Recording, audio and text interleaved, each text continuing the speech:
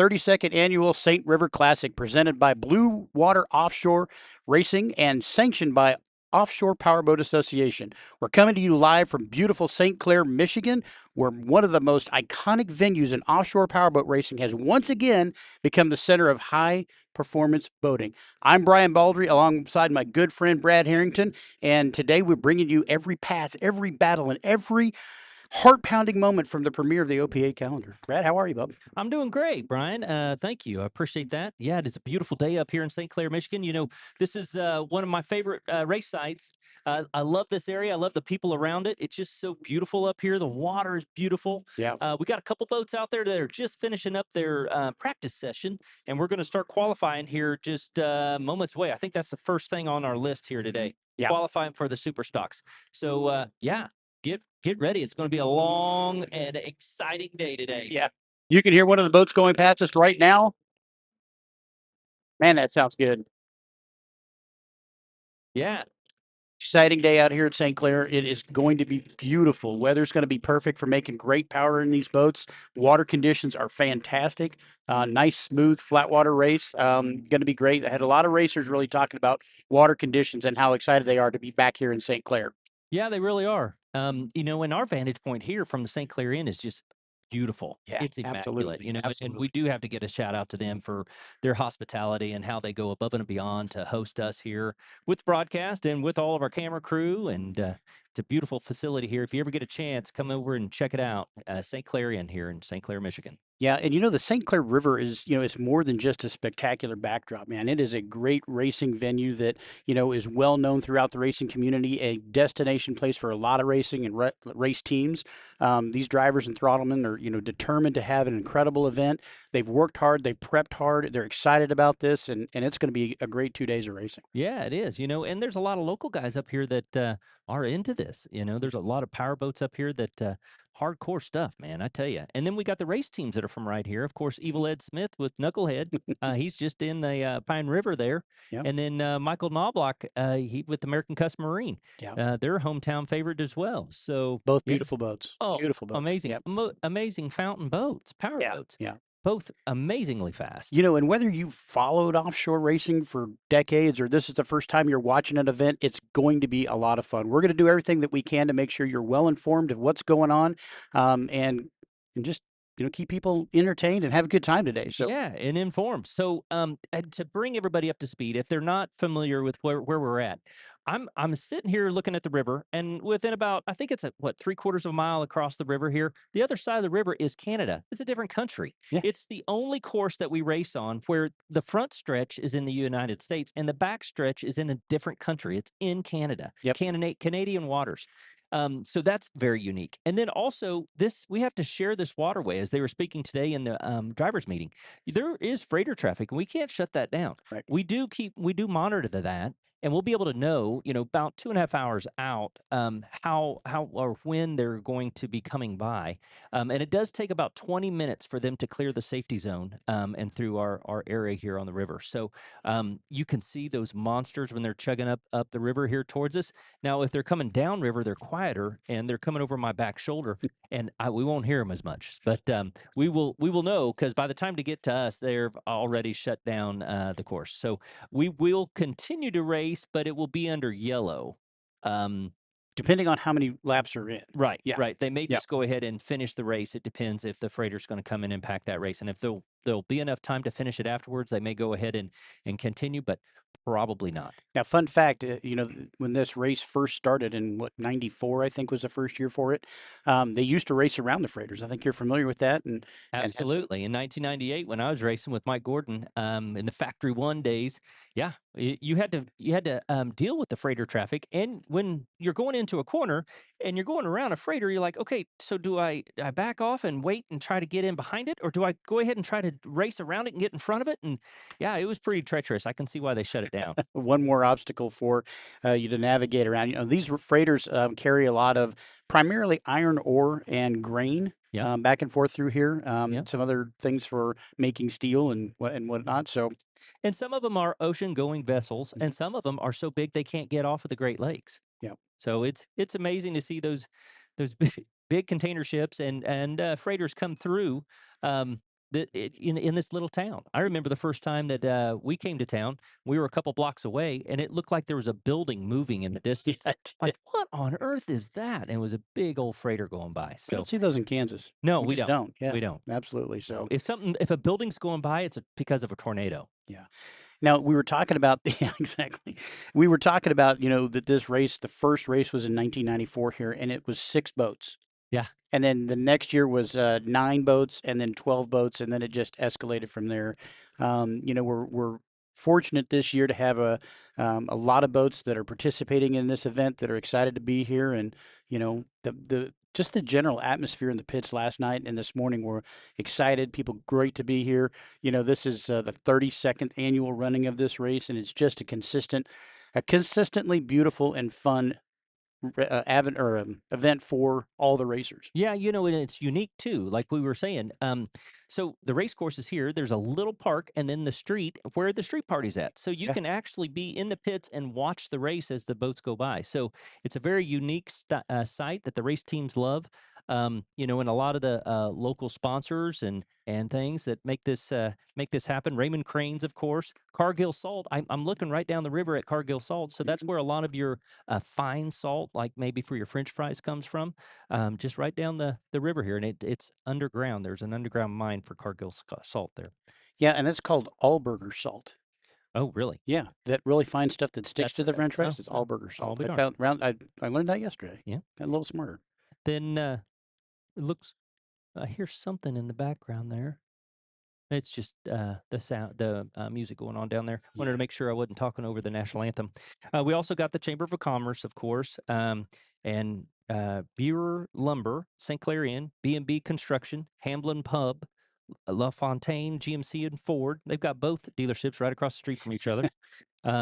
Cocobella's, Pepper Joe's, LaCroix's, Riverside Pub, City of St. Clair Boat Harbor, City of St. Clair Rec Department, St. Clair Embroidery, Coughlin's Jewelry, E2 Security.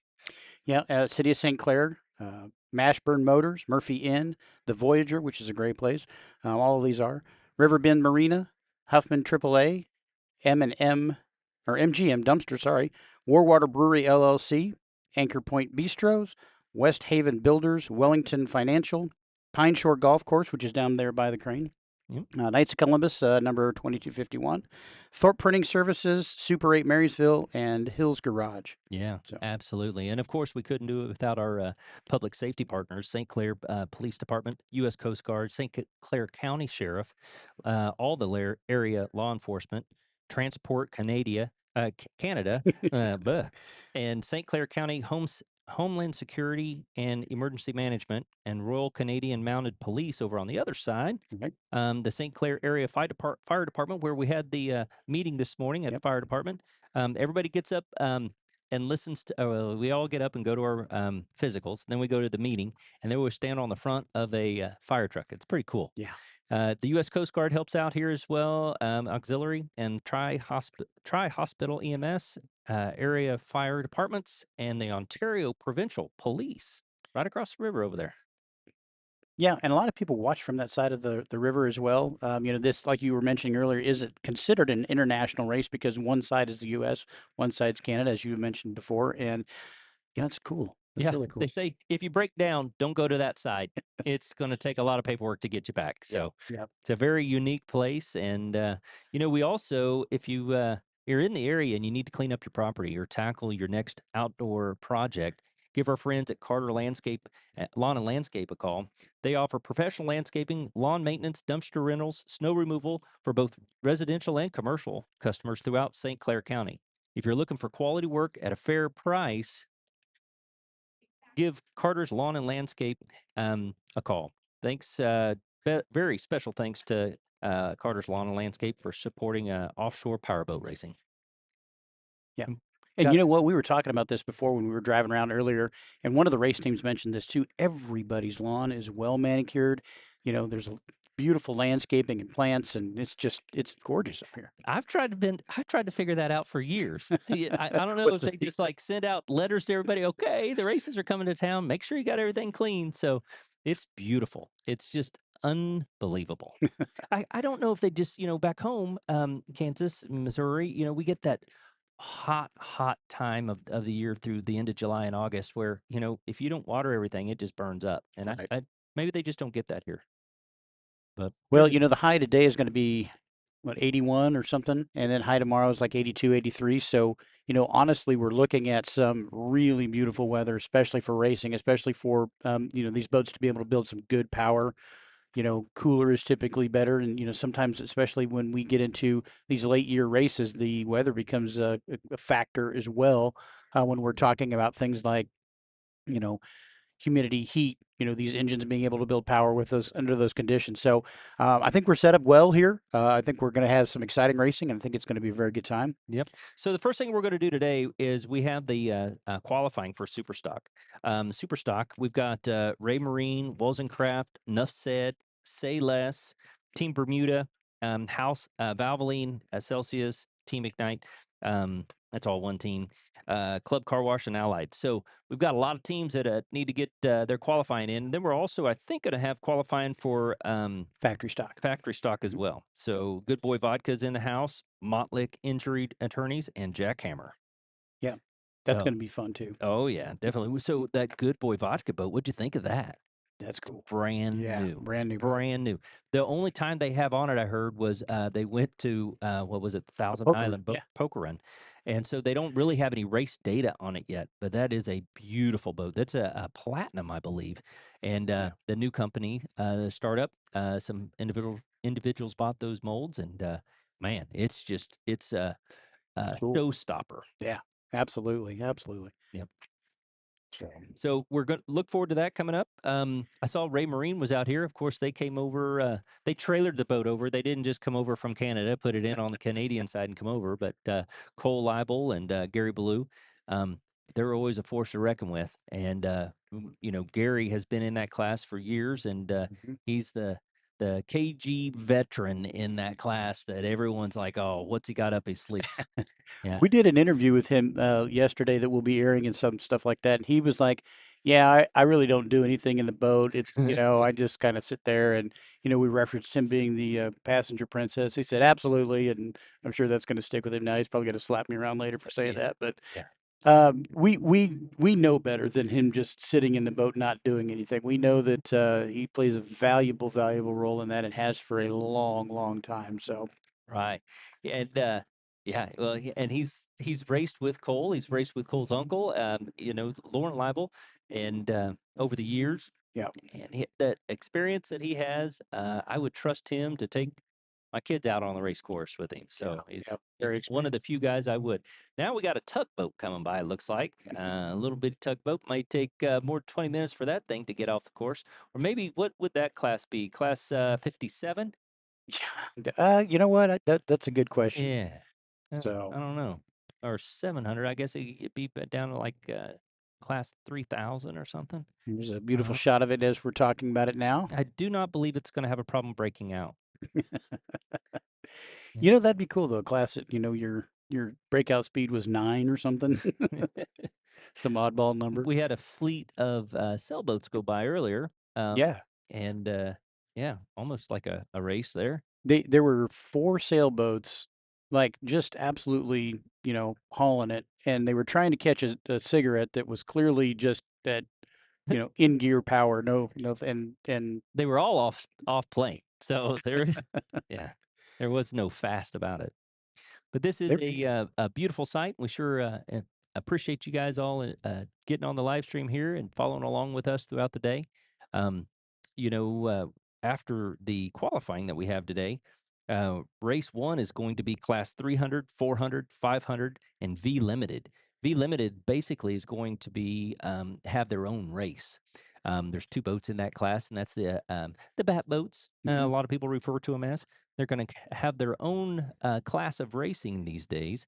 They're kind of starting something new.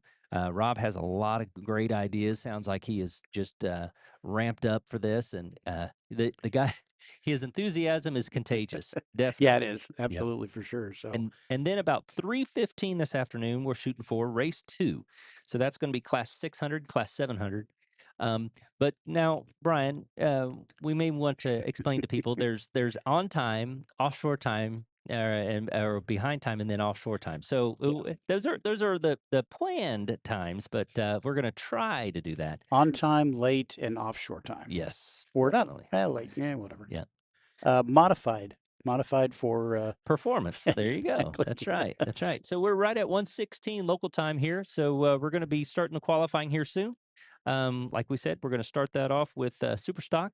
I don't know the order that they're going to be coming out in super stock, but we'll try to give you some split times. I don't know if we're going to be able to do that on the screen, or my tech assistant here, Brian Baldries, may try to do that. Well, we'll see how that works out here, Yeah, but, we'll see how that works. I know that when they're gonna do the qualifying that, you always wanna know, we can kind of explain a little bit more how qualifying is gonna work, but I believe all the boats are gonna come out into the milling area, and then they're gonna send them one at a time with Right. about a 40 or 50-second, interval in between them. Right. Um, And they're actually going to do 3 laps. The first lap being the warm-up lap, and then they will time the second 2 laps. yeah. So that's what they've told all the racers. And so that we'll just have to wait and see who looks fast and figure out the pole position and starting positions for tomorrow. Yeah, now here we've got a shot of our drone here on the south end of the course. You can see the inlet there and shooting back up to the north side just to give you an idea of the water conditions, the course size itself. You can see that there's plenty of room. Now, in the center of the course where we've got some navigational buoys and things like that, that water gets pretty shallow. Yeah, it's about 4 foot, they said this year. So don't have to worry about running aground really. But we've seen it years past where people are out there waiting in the middle grounds. Yeah. It's basically a sandbar out there. And the channel is in between that and us. So the big freighters have to go in between those middle grounds and where our U.S. side is. Yep. And yeah, it's pretty cool. I mean, to see all these things that people have to negotiate. And this course is a 4 mile course. It's basically a long oval. It's got a little bit of a dog leg in it down here by the park, and so it's not a complete straight oval. Got a little bit of character to it, but the backstretch is pretty darn straight. Yeah. And we're going to talk a little bit about, each one of the classes and how they, how many laps they're going to do once we get into each one of those races. And we'll get into a little of those details as the day progresses. Get But into the mud of the situation. absolutely. Inside baseball. Absolutely. So, There's goes one of our safety boats up the course here. Beautiful center console. You see a few of those up here. You're starting to see more of those here and throughout the Midwest. They're such a practical boat, family boat. You do still see some pontoons up here, pleasure boats. mhm. But I do see some big water that comes through with all these big boats. Well, and even a lot of the boats that aren't on the race course, there's a lot of old race hardware up in this area. With this being such a beautiful place, and a lot of people living up here and racing, they keep these old race boats around, and man, they look good and they're in great condition and they're out running. You're like, I haven't seen a boat like that in a long time, and Yeah. So tomorrow we'll be able to showcase some of those with the yeah, Clash of the Titans race. yeah, And so that's what Smitty said back in the day. He goes, "Man, you guys got some awesome hardware up here. Let's show those things off." And so it's really cool that you'll see some, in years past we've seen some big old Apaches and yeah, and just some hardcore cigarettes and things. And it's just amazing the hardware that's up here. The Salem brand's just south of here that owns Sensation Powerboats. He has that older cigarette that he's restored that is it looks pristine. You remember looking at that yep, with me? yep, yep. Absolutely immaculate. And that's his kind of toy that he plays around with, and hopefully he'll bring that up and show it off later on. Well, and we saw, when we looked at that last year, just the incredible detail of that. Oh, He was like, I mean, we're just, amazed at how, pristine that boat is. He's like, yeah, he goes, but, we still got some things we want to do to it. And it's like everybody's boat. It's a never-ending project. But man, I'm telling you what, that's beautiful. yeah, yeah, it is. So we got camera down there on Ray Marine. Looks like they're coming out of the Pine River down there. So there on the program you can see, and then Wozencraft is after them, and that building just beyond them is the salt plant. They have to go in. There is a I guess a toll bridge, not a toll bridge, but a gated bridge there, right? That Yeah. what do you call those? Um, Um, dead air. Us What Kansas guys are like, I I don't don't know. know. Our What bridges are all fixed. bridges that go up and down. Yeah. Up down bridge. Yeah, Go on, no, Brad. I don't know. Yeah. Yeah. So it's pretty cool around here. Very unique, and the water is so crystal blue, so pretty, and cold. Is it? Were you in the water? No, but I have felt it in years past, and the locals are like, "Oh, it gets warm this time of year." Like, no, it's back home. It's the water's hot. Yeah. It's 80, 83 degrees back home. So that's hot to us. To get cooled off when you jump in the water back home, you have to dive down about 8 foot. Yeah. Yeah. More boats that we have coming out here for super stock as they get ready to start qualifying, and we'll be underway with that here shortly. I don't know the order of that. I think it's just here in our list here. Ray Okay. Marine, Wozencraft, Nuff Said, Say Less, Team Bermuda, Valvoline, Club Car Wash, and Allied. Okay. Yeah. Wasn't sure if they were going in that order or not. So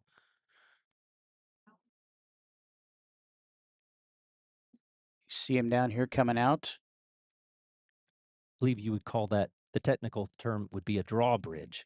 You looked that up. No, I did not. You Googled that or something. No, you're right. You're absolutely right. Yes. Appreciate friends of ours all over the country listening and helping out with a little bit uh, technical information. But yes, I did come up with that even before Would my, text that to my you? good friend there sent that to me. So yes, Okay. yes. That's funny. It's only what you say, 80, 81 today. It High is as warm 81. though. Yeah. It is warm. It must be these colors of these tints that we're using here in the broadcast. It's a little sticky. Well, there's some spotty cloud cover, but for the most part, it's just direct sunlight. And even in 81, it's going to be hot. And there's a small breeze, which is good for us, and we are liking it a lot. And we're looking over at the St. Clair Inn patio, and man, they're full, and people are getting excited about the races and watching. And Yeah. Beautiful sight, beautiful people. Looks like they're having a wonderful lunch over there. Have to go over there and snag something later on, Brian. I'm in. Yeah. So So it looks like all the safety assets are in place. We just had that one boat run over to the other side, but it looks like everybody's about ready. yep. I know the chopper's in the air, so They were talking about a 1:15 start. It is now 1:23, so I would consider that for offshore time pretty close pretty darn considering we got close. boats on the course already. So, you know, there are a number of things that can hold a race up that sometimes we're privy to, sometimes we're not privy to. Could be something as simple as, craning some of these boats in and out. Could be some, you know, technical issues or maybe take just a little bit longer than they had anticipated. So we're always going to be a little bit flexible with those times and get people underway. We'll try to keep you entertained and up to date as much as possible as we get information in our headset. So Yeah, yeah. And you can follow along. Also, got to give a shout out to Speed on the Water. Eric's covering from Maine, so he's doing the best to get all the information out there that he can. And sure appreciate them being one of our um, media partners to be able to get this information out to the crowds. yeah, exciting. Yep. So Brian, coming up here with the qualifying, this class has just gotten very competitive. It's one of the, if not the premier class in the eyes of a lot of the purists. This is very good racing at this level. You know, the big Class One races. They get a lot of the prestige and they get a lot of the Attention. Yeah. attention. But they're this class is where all the racing is happening. I mean, those big classes, yeah, you'll get 3 or 4 boats in those. But this, I mean, what we're looking at, what 10 or 12 of those boats here. There's 16, I think, overall in the country right now. It's just amazing. Yeah. And if you want to come out, you want to get a boat, and you want to prove yourself, this would be the class to do it because there are some very tough competitors. These teams that take it very serious. Um, it's a class that I would love to race in sometime. Yeah, me too. And you can use this class as an entry level class as well and get into some of that stuff. A lot of guys from some of the bracket racing classes step naturally from bracket racing, some of the smaller classes into super stock. You can see some of that things and going on. And But yeah, you're And right. then factory stock, and Yep. then you get into super cat. But I love the racing that goes on in super stock. It's just they're so closely matched that usually, they're really duking it out on the course. And you got to give a shout out to Mercury too. Mercury is providing very reliable power, and majority of the time, if there's 10 boats that start the race, there's 10 boats that finish the race. Yep. Yep. So you got to give a tip of the hat to them for that. And they are exciting to watch. You see a lot of deck to deck racing with those guys. You see a lot of really good competitive. And then, I was fortunate enough to be able to listen into they had a little bit of a meeting off to the side after the drivers' meeting, and they were just talking about, being competitive and doing everything well. And it's a really competitive set of people doing it, but they're all really good friends. And so it looks like now we've got Ray Marine coming up on plane here. Ray Marine, as Brad said earlier, Cole Leibel and Gary Blue. Now, Brad, you said earlier that this first lap they're not going to time. They're just warming the boat up. They're just warming the engines up. They're getting familiar with the course, and they're going to be coming down here and starting to um, get that Right. underway. Yep. Right. So their first pass in front of us, their first pass in front of our vantage point will, it's basically just a warm up. They're going to go all the way around the course. And when they come back to this spot is when the timing will start. So they're just the first boat out on the course. And we're going to get started with the 2026 St. Clair River Classic. And one good thing too is that Mercury changed the exhaust on some of these outboards so you can hear them when they go by. At first, you really couldn't. Yeah, and I can hear that really well in our headsets. I don't know if it's our mic picking it up or another one, but we want to be able to make sure that people hear that because it's exciting and it sounds good and it's cool and all those fun things. So they're Definitely, definitely definitely. having a good time. And so here on the river, like we mentioned, we're dealing with about a 7 mile an hour current. It's all day, and so at one corner, it's trying to push your front end around and trying to make it a little sharper of a corner for you. And then on the south course, it kind of pushes you out. So you got to watch out that it doesn't push the back end of your boat around too. So it's very technical in the corners. Something you got to keep an eye out for. So I think they're going to start uh, different boats every 50 seconds or so. I heard. Yeah, so it looks like Wozencraft is on the course now. Right. So if somebody takes it easy on the warm up, then that other boat behind them may catch them. I don't know. Yeah. So, but you, Wozencraft's got Jeremy Chishada and Julian Maldonado in there. We did an interview with those guys yesterday too, and that was a lot of fun. yeah, Great boat, cool boat. So yeah, and they've had a lot of good success with it. They did a lot of modifications to it. I watched a podcast with Jeremy on it, and he was talking about everything that they've done. And the Maldonados said, "Yeah, we'll do it, but we want to make it competitive." And Jeremy's like, "Yeah, definitely. I don't want to do it if it's not going to be competitive. I'm ready to go." So they came in full force. And down, so we have Ray Marine down at the south end of the course, just making it to the buoy. So there's a 2 buoy corner down at the south end, 2 buoy at the north too. And here in OPA, when we start the race tomorrow, these boats will have to maintain their lane all the way around the first corner. yeah, all Not the way around all of the pillows. Some places will have you just make it to the first pillow. buoy. Yep. Yep. Yep.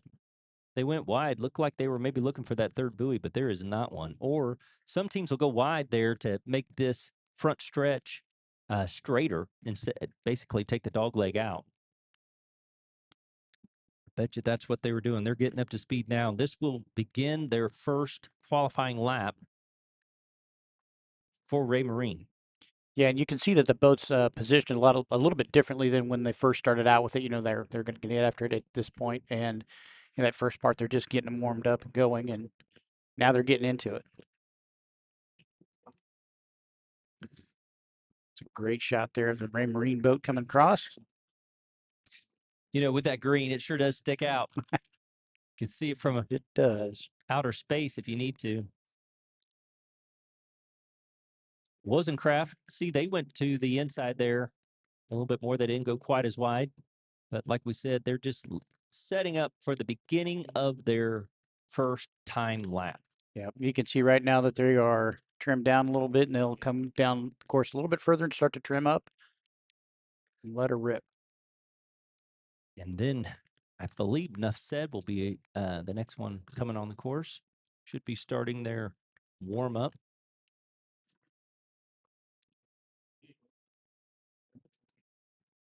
Wozencraft.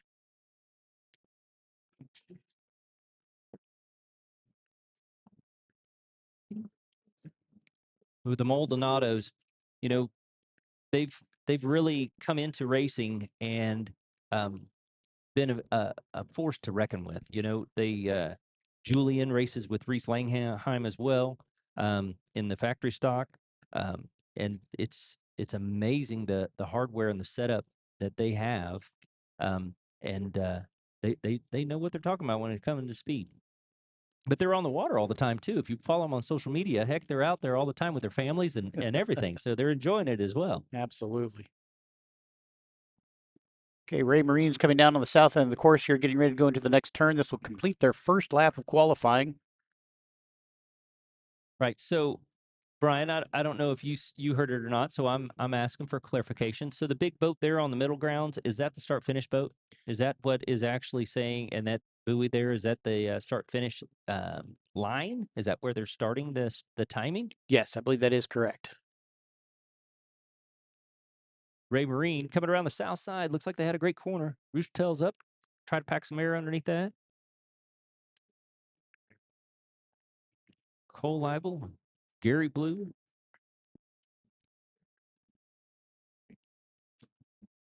Yep, this is the start of lap 2 for qualifying. And they look good. You know, unfortunately, we won't have access to those times or anything like that quite yet. I was trying to keep track of the times, and so it takes them about 2.5 minutes to go around the course. I had that lap marked at 2:37.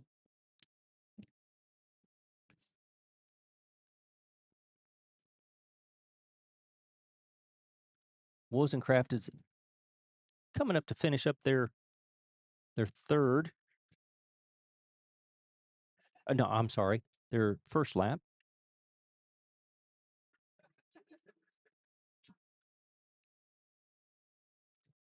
Getting a little bit of information here from our tech.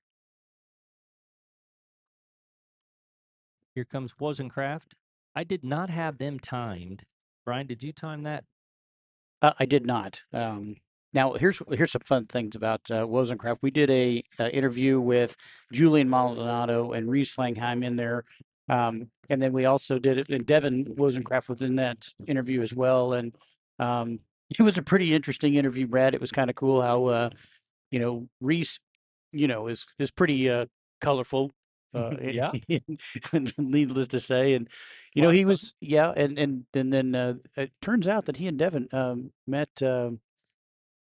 They met in prison, Oh, so it's according to there. Reese. Now we know that's not true, obviously, but they were having a good time, and interview went really, really well, and it was a lot of fun. So I can't wait to see those interviews. yeah, we're going to edit some of those and put together some reels for that, and It is a get some, PG uh, show that we have here, so yeah, yeah, ish. yeah, So got to keep it like that. Well, it was a good time though. there you have Ray Marine finishing up their second lap in qualifying here, going around the south end of the course, carrying a lot of speed into that south end. Wow. And they come around the corner, try to square it off, pack some more air, get some more speed, finish strong. Yeah, he came pretty wide around that turn there.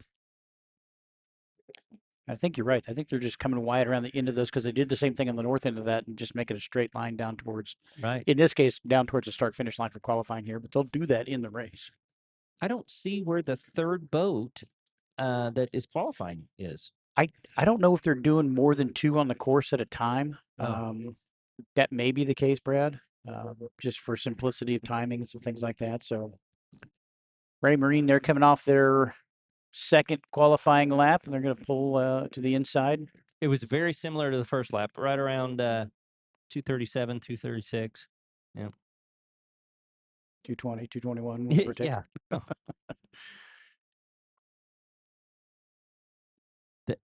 that reference is from a show from the 1980s. Yeah, I just saw that recently, though. Did you? Yeah, I didn't see it in the 80s. I wasn't around then, Brad. Oh, yeah, you were. Wozencraft finishing up their second qualifying lap here at the 32nd annual St. Clair River Classic. Both of those boats looked great out on the course. That is exciting because that's going to be a good race between those. All these boats. Promising stuff that we see. So It's a great shot. Wozencraft, and then you have even closer here, you have Ray Marine. Listen to those. yeah, I was going to say you could, a lot of people think outboards don't make a whole lot of noise, but they really do. Wozencraft coming around here real close. Great shot there of that boat. Say speed past Ray Marine. A little bit of camaraderie, showmanship there from the Wozencraft team. We appreciate that. They're going to go down and buzz the tower of the spectators on the lawn down there. It'll be a good time. Yeah, the boardwalk is be full of people right about now, so they're putting on a show for them. There we have somebody on the south end of the course up on plane headed our direction. I believe that would be enough said. With Nick Impressia and Stephen Montz, I believe.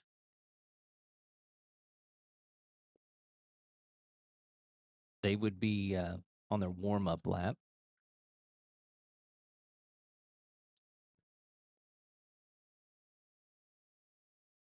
Now in factory stock, Brian, there's some of those boats at factory stock that that was billed as a boat that you could race on Sunday and pleasure the next weekend.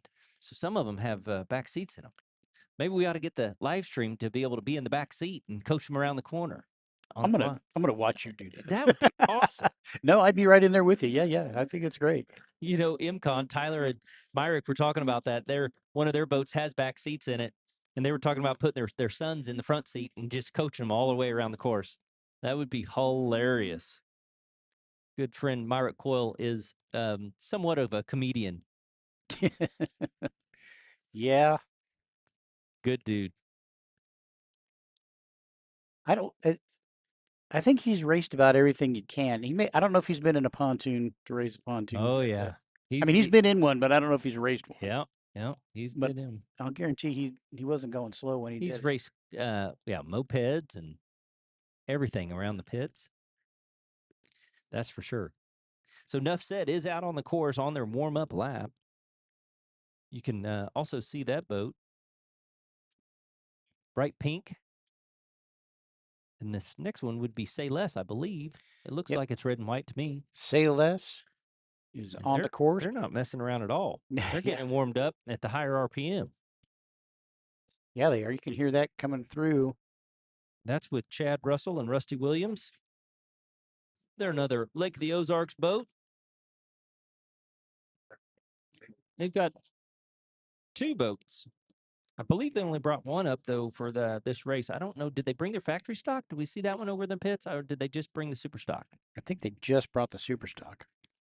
I know that they were re-rigging. I believe the factory stock, put new motors on it, as they had with this one as well. Yeah.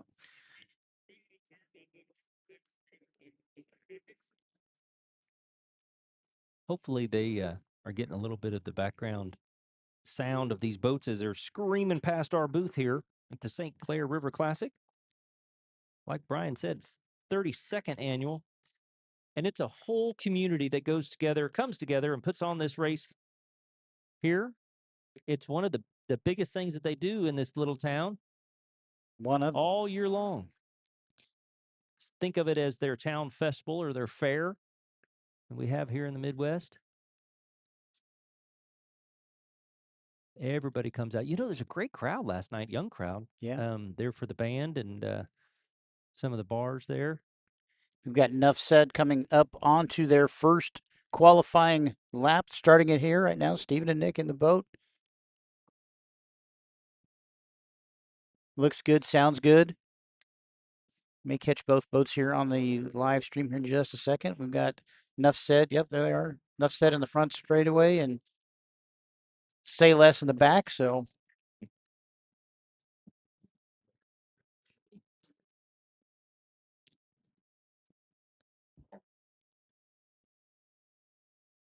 Say Less is just finishing their warm up lap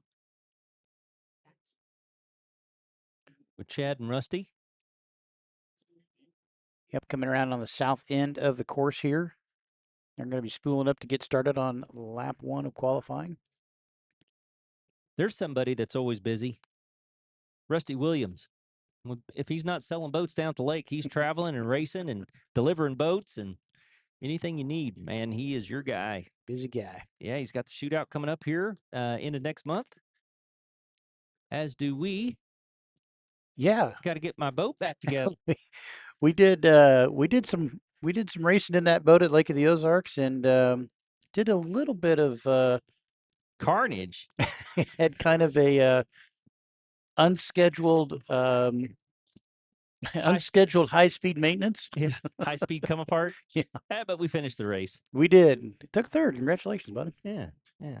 Congratulations to you for your first race. Yeah, that was the first opportunity I've had to actually be in a race boat on a circle track. You know, I've raced with you a number of times at the shootout with a couple other people too, and ran my boat at the shootout one time so far until it gets back together. But yeah, Yeah, it was a lot of fun. oh man, it was great. Yeah. And And well, heck, we knew that those motors were on their last leg, and that ripped the Band-Aid off. And now with this, if everything comes together, it's going to be a fun shootout. yeah, You're going to have your hands full. I'm excited for it. That's good. Yeah. You can see them go around the south end of the course there. Enough said. Getting ready to start their second qualifying lap. They South end of the carried a course. lot of speed through that south corner, Brian. You know, there's some concerns about that south corner down there. The turbulence that from the vortex, as they call it down there. You know, they've always said that if there's going to be an issue, it could potentially be on that end of the course, just because of, you know, the 7 mile an hour leading into that, the water coming through it creates kind of a vortex, and Well, so yeah, and the water coming out of the Pine River. yeah. That's what kind of throws that water off down there. You know, when we were talking to a couple of the experienced drivers about that, and they're like, yeah, and it's one of those things where you initially feel the boat kind of grab, and it's kind of instinct to maybe oversteer or overcorrect into that position when they're like, just breathe through that, correct a little bit, and don't get crazy with it. And you'll be just fine. Right. So, Because it will make a small reaction, a large reaction very fast. yeah. I've seen one year I saw on the Chip, big fountain powerboat, Hmm. spin out down there and get right back up on plane and keep going. Well, everybody thought, oh my gosh, it's going to be done for the day. Nope, spun it out, kept going. Yep. Say Less seemed to be just a little slower in that corner down there. It didn't look quite as fast as Enough Said, but I would agree with that. they're spooling back up, and But it looks like it's a little bit has a smaller profile. It's a little bit smaller boat, so it yeah. doesn't look to be carrying the speed, but it may be a visual thing for us. Maybe, but I mean, but right there it looks pretty flat in the water. Yeah. Now they're Enough starting to said, scream up just a little actually, bit there. we're running it a lot lighter, and you can see that on the back stretch where the water's breaking on the boat.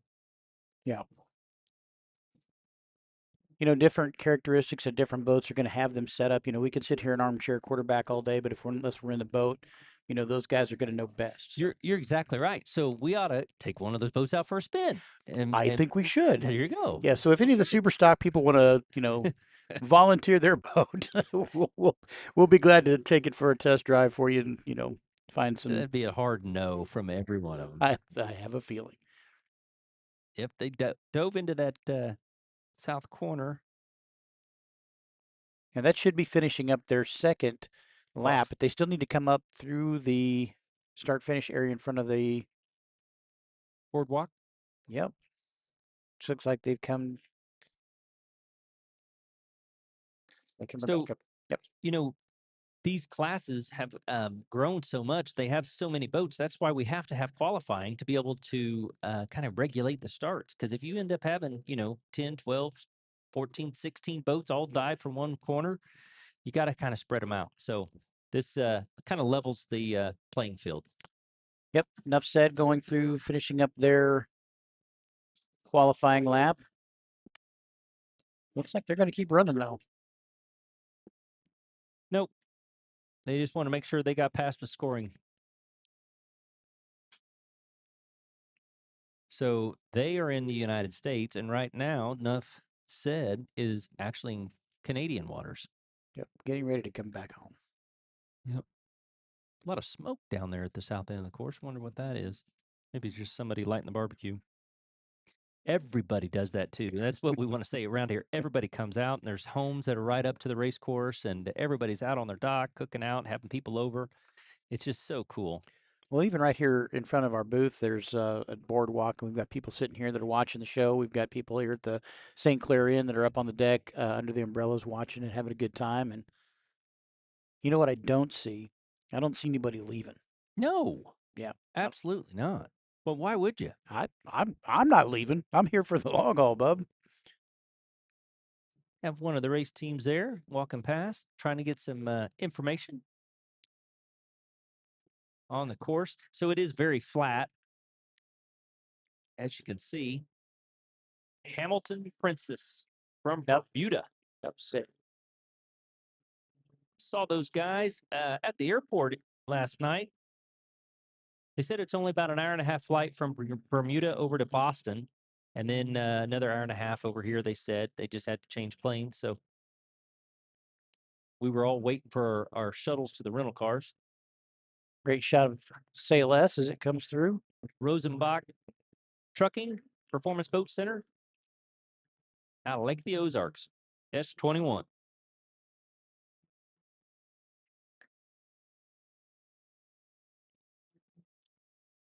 Just looking down the course here, and it looks like we've got the next boat coming up on plane.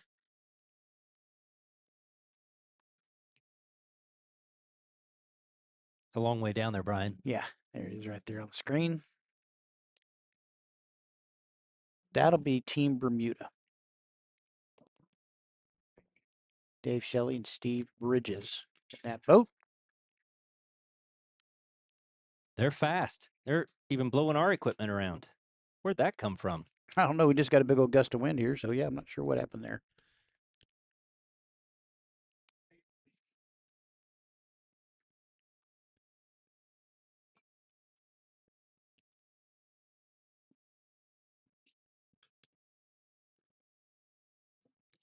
They're on their warm up. S25. Team Bermuda. David and Steven. Now, there should be another boat down there about ready to come up on plane with Chris Hopgood and Jay Muller in the Celsius boat. Been Celsius for quite a while, but I believe they also have Valvoline and officially called Team Ignite. There they are coming up on plane at the south end of the course.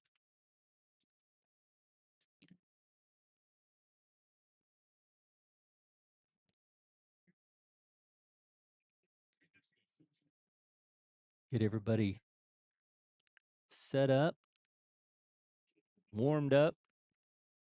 I wonder with these outboards if they need as much time to warm up internally as the inboard motors do. And you know, here, think about it. Think about the cold water that's going through. You know, it's not like the Midwest where it's 80-degree water. This is what 60, 65 degrees. Yeah, I'm sure that's going to play some amount of factor into that. I would agree with you. I don't think it would take nearly as long for these boats to get up and running, but that's kind of the customary thing is warm up is not only for just the boat, but also for drivers and things like that. If they didn't get a chance to practice, we saw a lot of guys out here yesterday practicing, getting ready to, do their thing. Not everybody got a chance to do that, so that first lap kind of acclimates them to that. Or, if they were out yesterday and they're like, yeah, I just want to refresher, they've got that first lap too. Absolutely. Team Celsius, Valvoline at the top of the course up north, coming through the last part of the turn buoy here.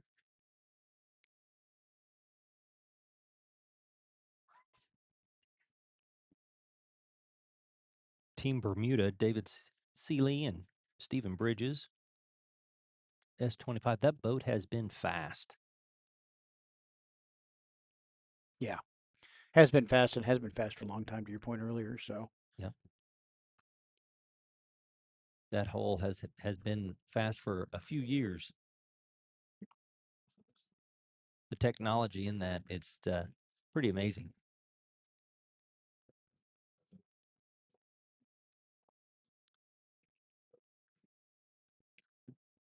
See, it looks cut down too. Not as tall of a boat, yeah, but it looks good and sounded good as it came past. So, carrying a lot of speed.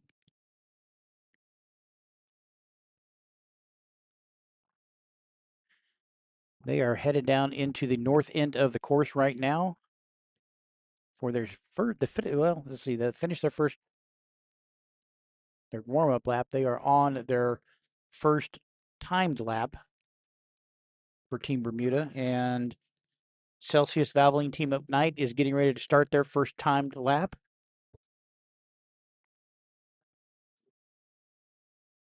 Got them coming up on the south end of the course here. They're spooling up and rolling with it.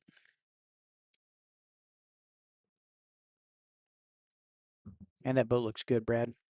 They're coming down the end of the course here, getting ready on their first official time lap, and they should start timing right about now.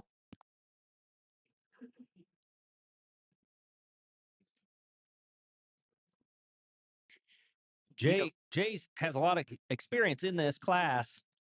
It's cool to see him back out here with Chris.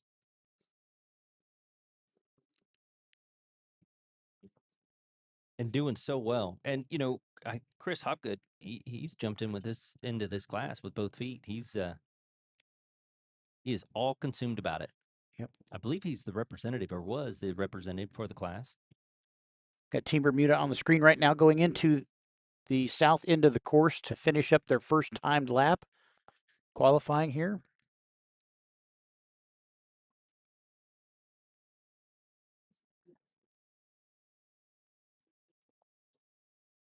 Back on Celsius here. So they're coming out of the first turn on the north end of the course here on their first qualifying lap on the Canada side. Coming back up to speed.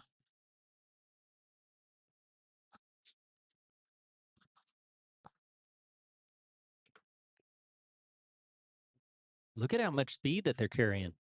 Yeah. They're fast.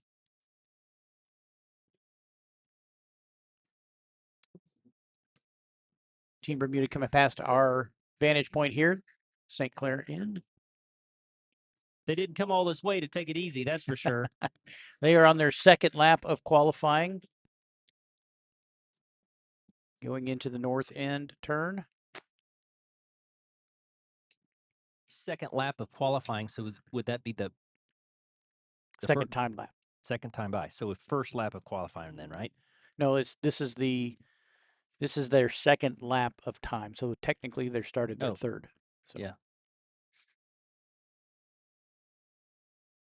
Celsius is down on the far end. They are starting their second timed lap, which would be their third lap on the course. Clear as mud. Sorry about that. Try to keep that clear from my buddy here.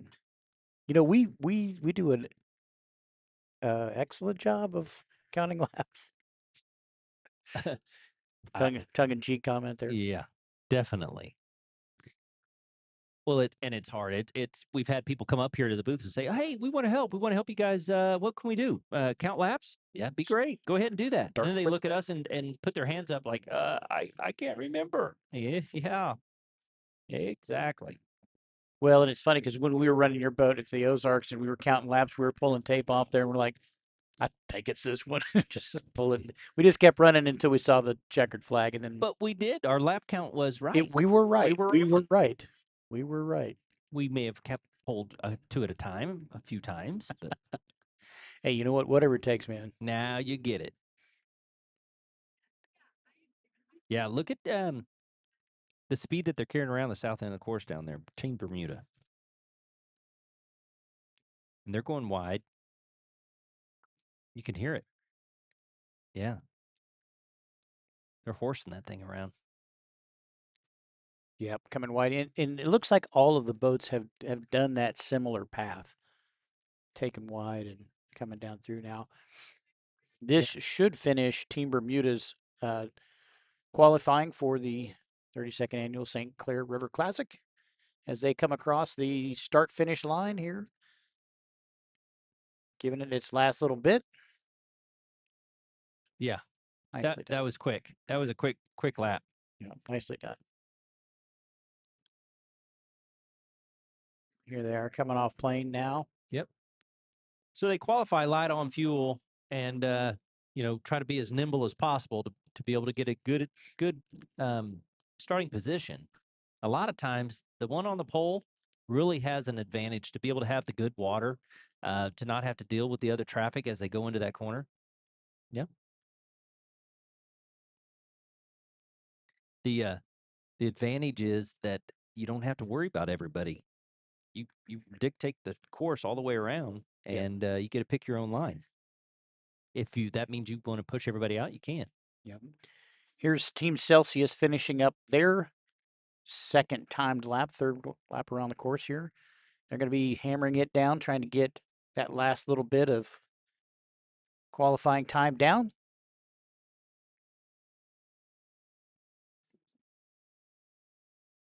So, do you want to do a projection? Do you think you know who's at the top of the list for the qualifying?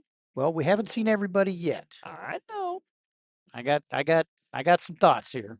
Do you got some fast ones? You think still coming out? I think. Yeah, I hope. yeah, I think so too. All these boats are fast. I mean, they're Around all the same fast. power. Yeah, they're all fast. They're all good looking boats. They're all nimble, fun boats. They're cool to watch. As you were saying earlier, it's a it's just a cool class. However, we have a gentleman that's coming out in the Allied boat, Sean Torrente. So he is a world champion of multiple classes. And if there's a guy that's not afraid to cut the bottom off the boat and change it and try something different, it is him. Yep. Because he has done it. Got Club Car Wash on here starting up their first warm up lap.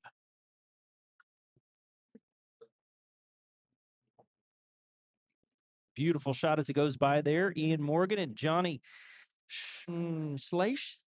Slice? How would you say that one? That's an excellent We'll question. have to ask Johnny. Johnny, we're sorry. We will get that taken care of. It's pretty funny when allied with Matt Jaminski is easier to say than that with Sean Torrente. So these both of these boats are out of the same shop, Sean Torrente shop, and I believe Club Car Wash they call Johnny Uncle Johnny, and he's had some a couple races there where he had some bad luck. So everybody's hoping that Uncle Johnny can have a good showing here. He ended up getting wet a few times.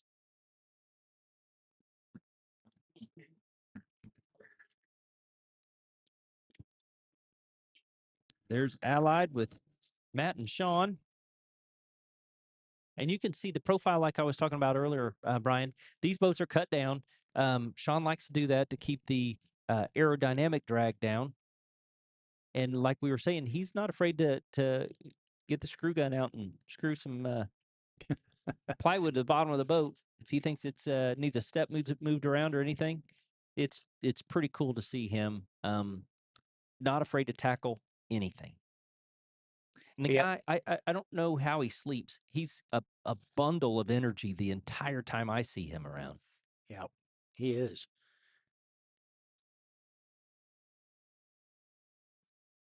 Going into the south end of the course there, it's going to be interesting to see how he carries the speed around the south end. As they duck into that first pin, second pin, and goes wide.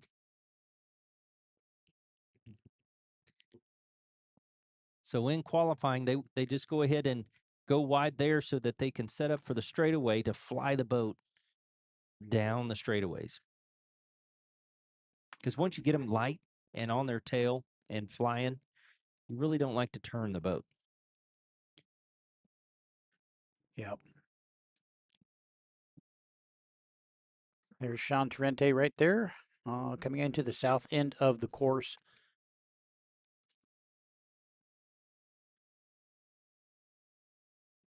Club Car Wash starting their first timed lap here, Brad. You know what? And that boat looks a little bit differently than it did last lap. Last lap they were on warm up, and this one looks like they've got it dialed in a little bit better as they start their first qualifying lap. Yeah, I'd have to agree. Uncle Johnny and Ian Morgan look like they have that nice and flat, rooster tail down. Sean Torrente's coming up here on its. Go ahead. It's sliding around the south end of the course. Drifted, it looked like, to the outside. That's interesting. Yeah, I tell you, it is. This is their start of their first time lap for Allied.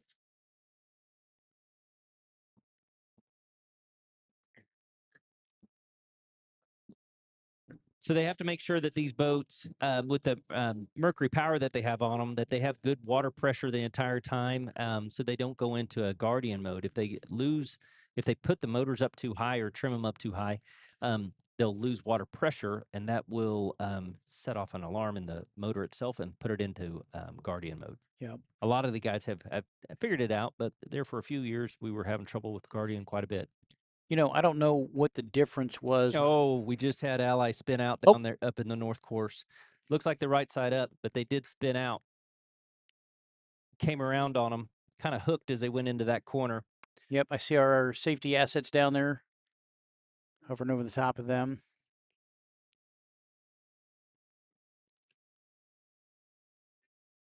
But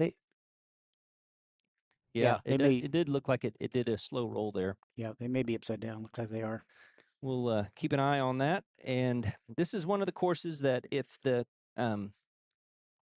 current will take them off the course into the safety area. And I do see two helmets, so they are both out of the boat. So Excellent. they were just digging into that corner. You got to give them credit. They were trying. Both guys are out of the boat. Seem to be safe. Got Club Car Wash down here on the south end of the course. You can see that they're slowing down a little bit. I'm sure they are aware or will be aware shortly of what's going on in turn one. So they'll probably allow them to continue this lap. Yeah, but they'll probably wave them off right here. With this, is this their second or third? I believe that was the start of their second qualifying lap.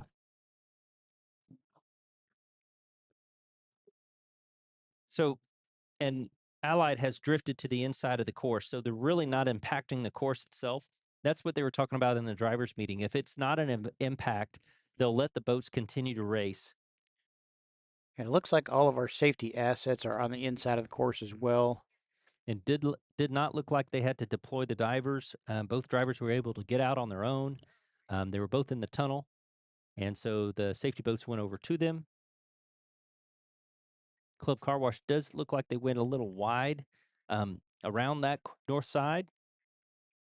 May have been their preferred course, but yeah, they are definitely still under power and headed down the Canadian side to finish up their second lap. Yeah, Of and obviously safety is always going to be our first consideration and our first concern every single time. Some people may be saying, well, why is Club Car Wash still running? They will, because of the current, allow those boats to drift into safety if they think that they can do that without having to halt the race. Obviously, if they think even for a second that there's going to be any impact at all, they will red flag the race. But the safety assets that we have in place and the quick response time and the fact that they didn't deploy the divers and that both drivers are out, I think it was fair to say that race control was making the appropriate decision there. So absolutely.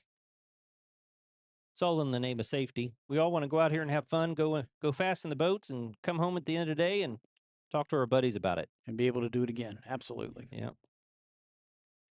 Sean's probably trying to tell him how to rig the boat to tell him to flip it so he can get it started again and head it back to the pits.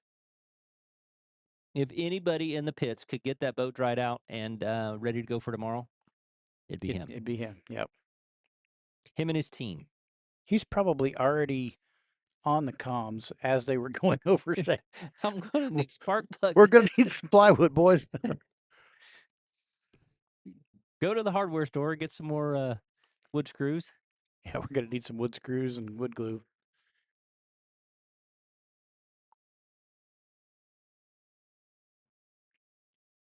We've got Club Car Wash here finishing up their last timed lap.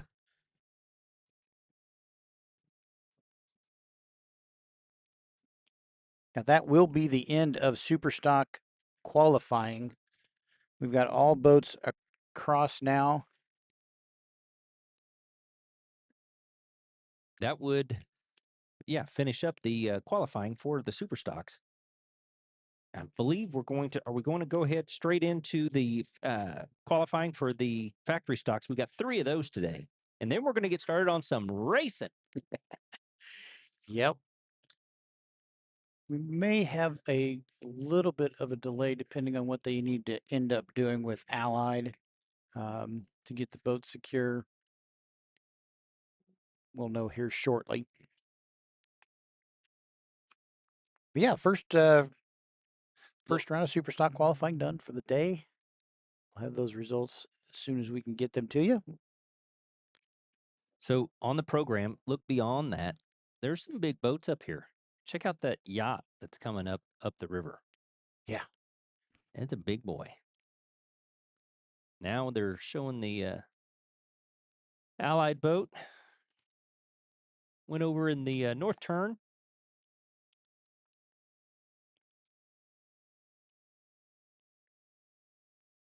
Club Car Wash making it back into the river area, back to the crane. They'll crane out. Yeah, they have the option here with the fresh water. They could dunk the trailers, but a lot of their trailers aren't even set up to go into the water. A lot of these race teams, so they'll opt to use a crane no matter what. And all these spec classes, they have to be weighed at the end of the race to make sure they're not under the set weight for the class. No unfair advantages. Do they have to? They don't have to do that for qualifying, though, do they? They weigh in and weigh out in qualifying? I bet they do. Yeah, you're Okay. probably right. You're probably right. Yeah, you wouldn't want to take all the weight out of the boat and go qualify. And Yeah.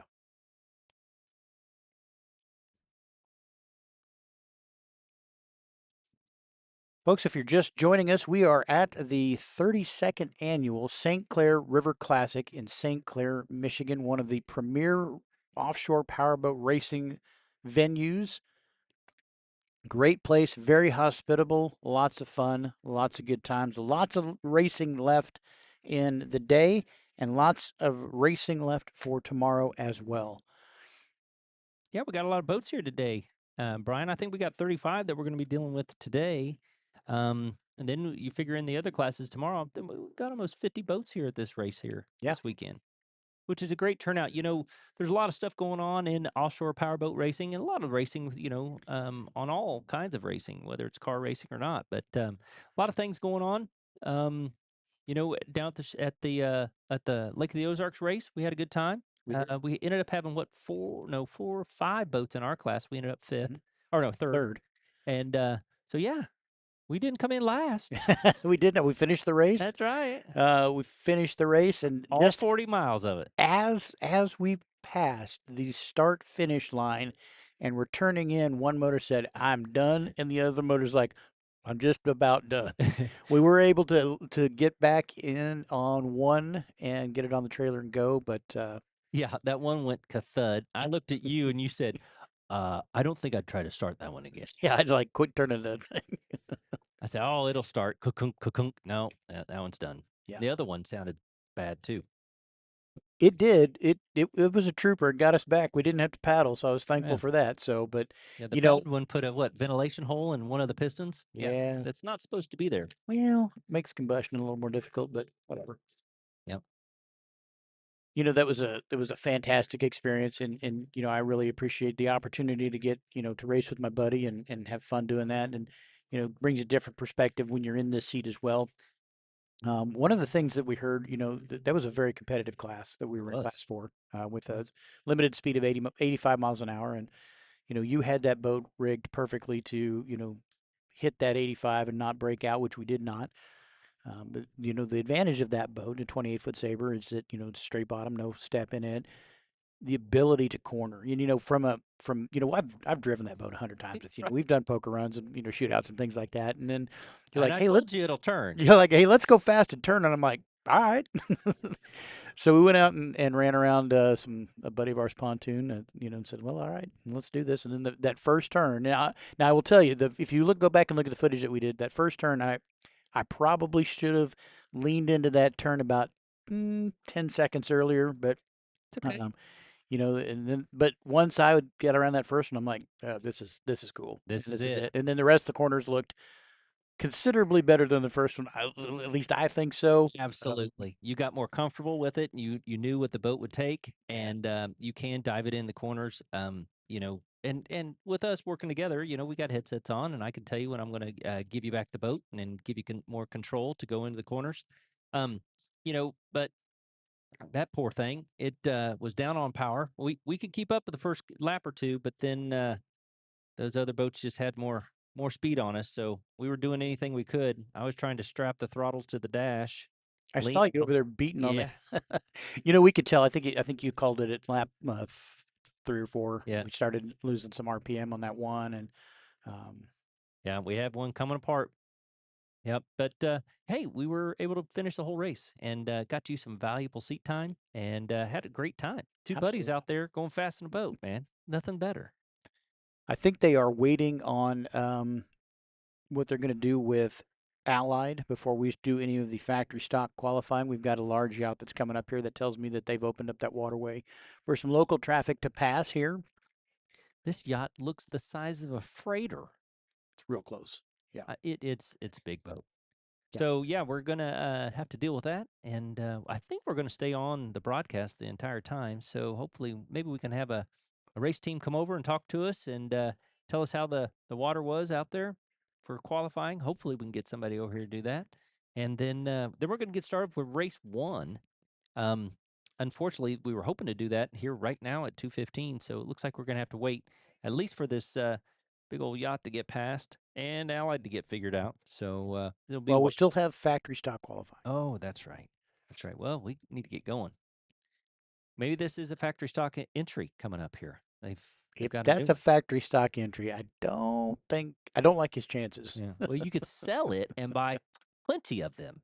Well, that's true. Yeah. Well, and he needs to kick it into at least another gear. Something. Yeah. He missed the memo of get out of the way. St. Clair River Classic.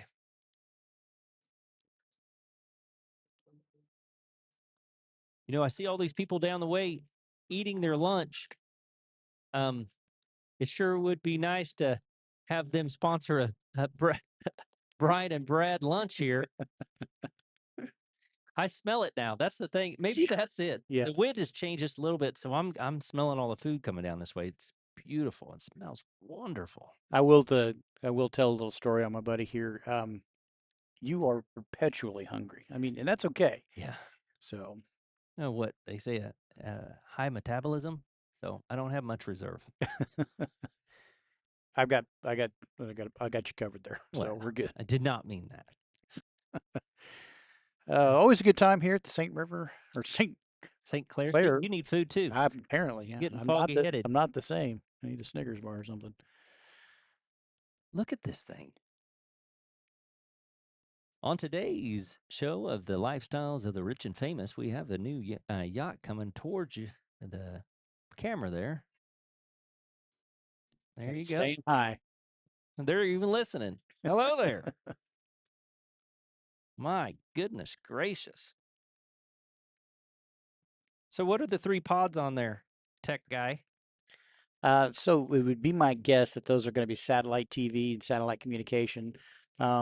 Those domes typically have a gyroscope in them that allows that, regardless of the position of the boat, allows it to maintain communication with a satellite or GPS or TV or internet, or could be a plethora of things or a combination of all those things. We've got radars on there. We've got a couple different radars on there, it looks like. You know, being from the Midwest, we don't have to deal with radar very often. And you, with your tech background, when we were down working on a friend of ours' boat down in Florida, and we were in a metal building, and the boat, a couple boats down, they were working on the radar, and it was on. And you politely went over and said, "Do you mind turning off the radar? We really don't need that hitting us the whole day." And the problem with that is Well, it's irradiating everything around it, and they were in pretty close the proximity radiation. Yeah. inside that building. So, yeah, I appreciate not getting the radiation from it. Beach pretty ship? boat. My goodness gracious. I think we could probably set your race boat on the swim platform of that one. Yeah. That's probably a 100 footer, 120 footer. That's a big one. Beautiful. Looks like a whole glass enclosure there at the top. Bella V. The Creek. Looks like we've got some boats coming down on the south end of the course here, getting ready to do the factory stock qualifying.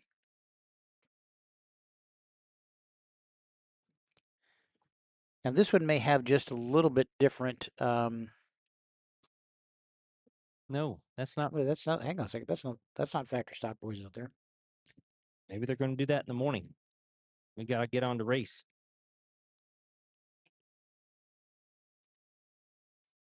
We're going to have class 5 and V limited and class 3 and class 4. So in the first start is actually class 3 and 4 is what I was told. And the second start will be class 5 and V limited. We got kind of a treat for everybody in class 3. Herbot Racing, evidently Cade Herbot had something else going on, couldn't get down here. So Keith Herbot needed a driver, and Smitty, Ed Smith, got in there and said, "Yeah, I'll do it."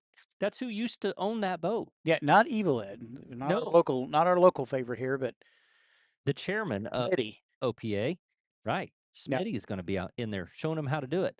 And Nick went over to Keith and said, "Now, are you sure you wanted to do that at this race?" My goodness gracious.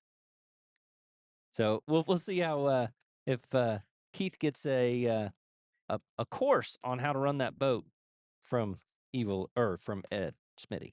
And then also in that class is the wild one with Anthony Courier and Tyler Crockett. You know, that's that very unique boat that we've seen many times. Kind of his own creation. yeah, we saw that boat in Lake of the Ozarks. They were Actually, in our class, in class 4. well, they changed him at the last minute. Yeah, They moved him. So yeah. Um, Then also in class 4, we have Gascot Marine with Raul and Louise Gascot, family racing there. They're great people. It's wonderful to see them out here racing. I believe that's father and son.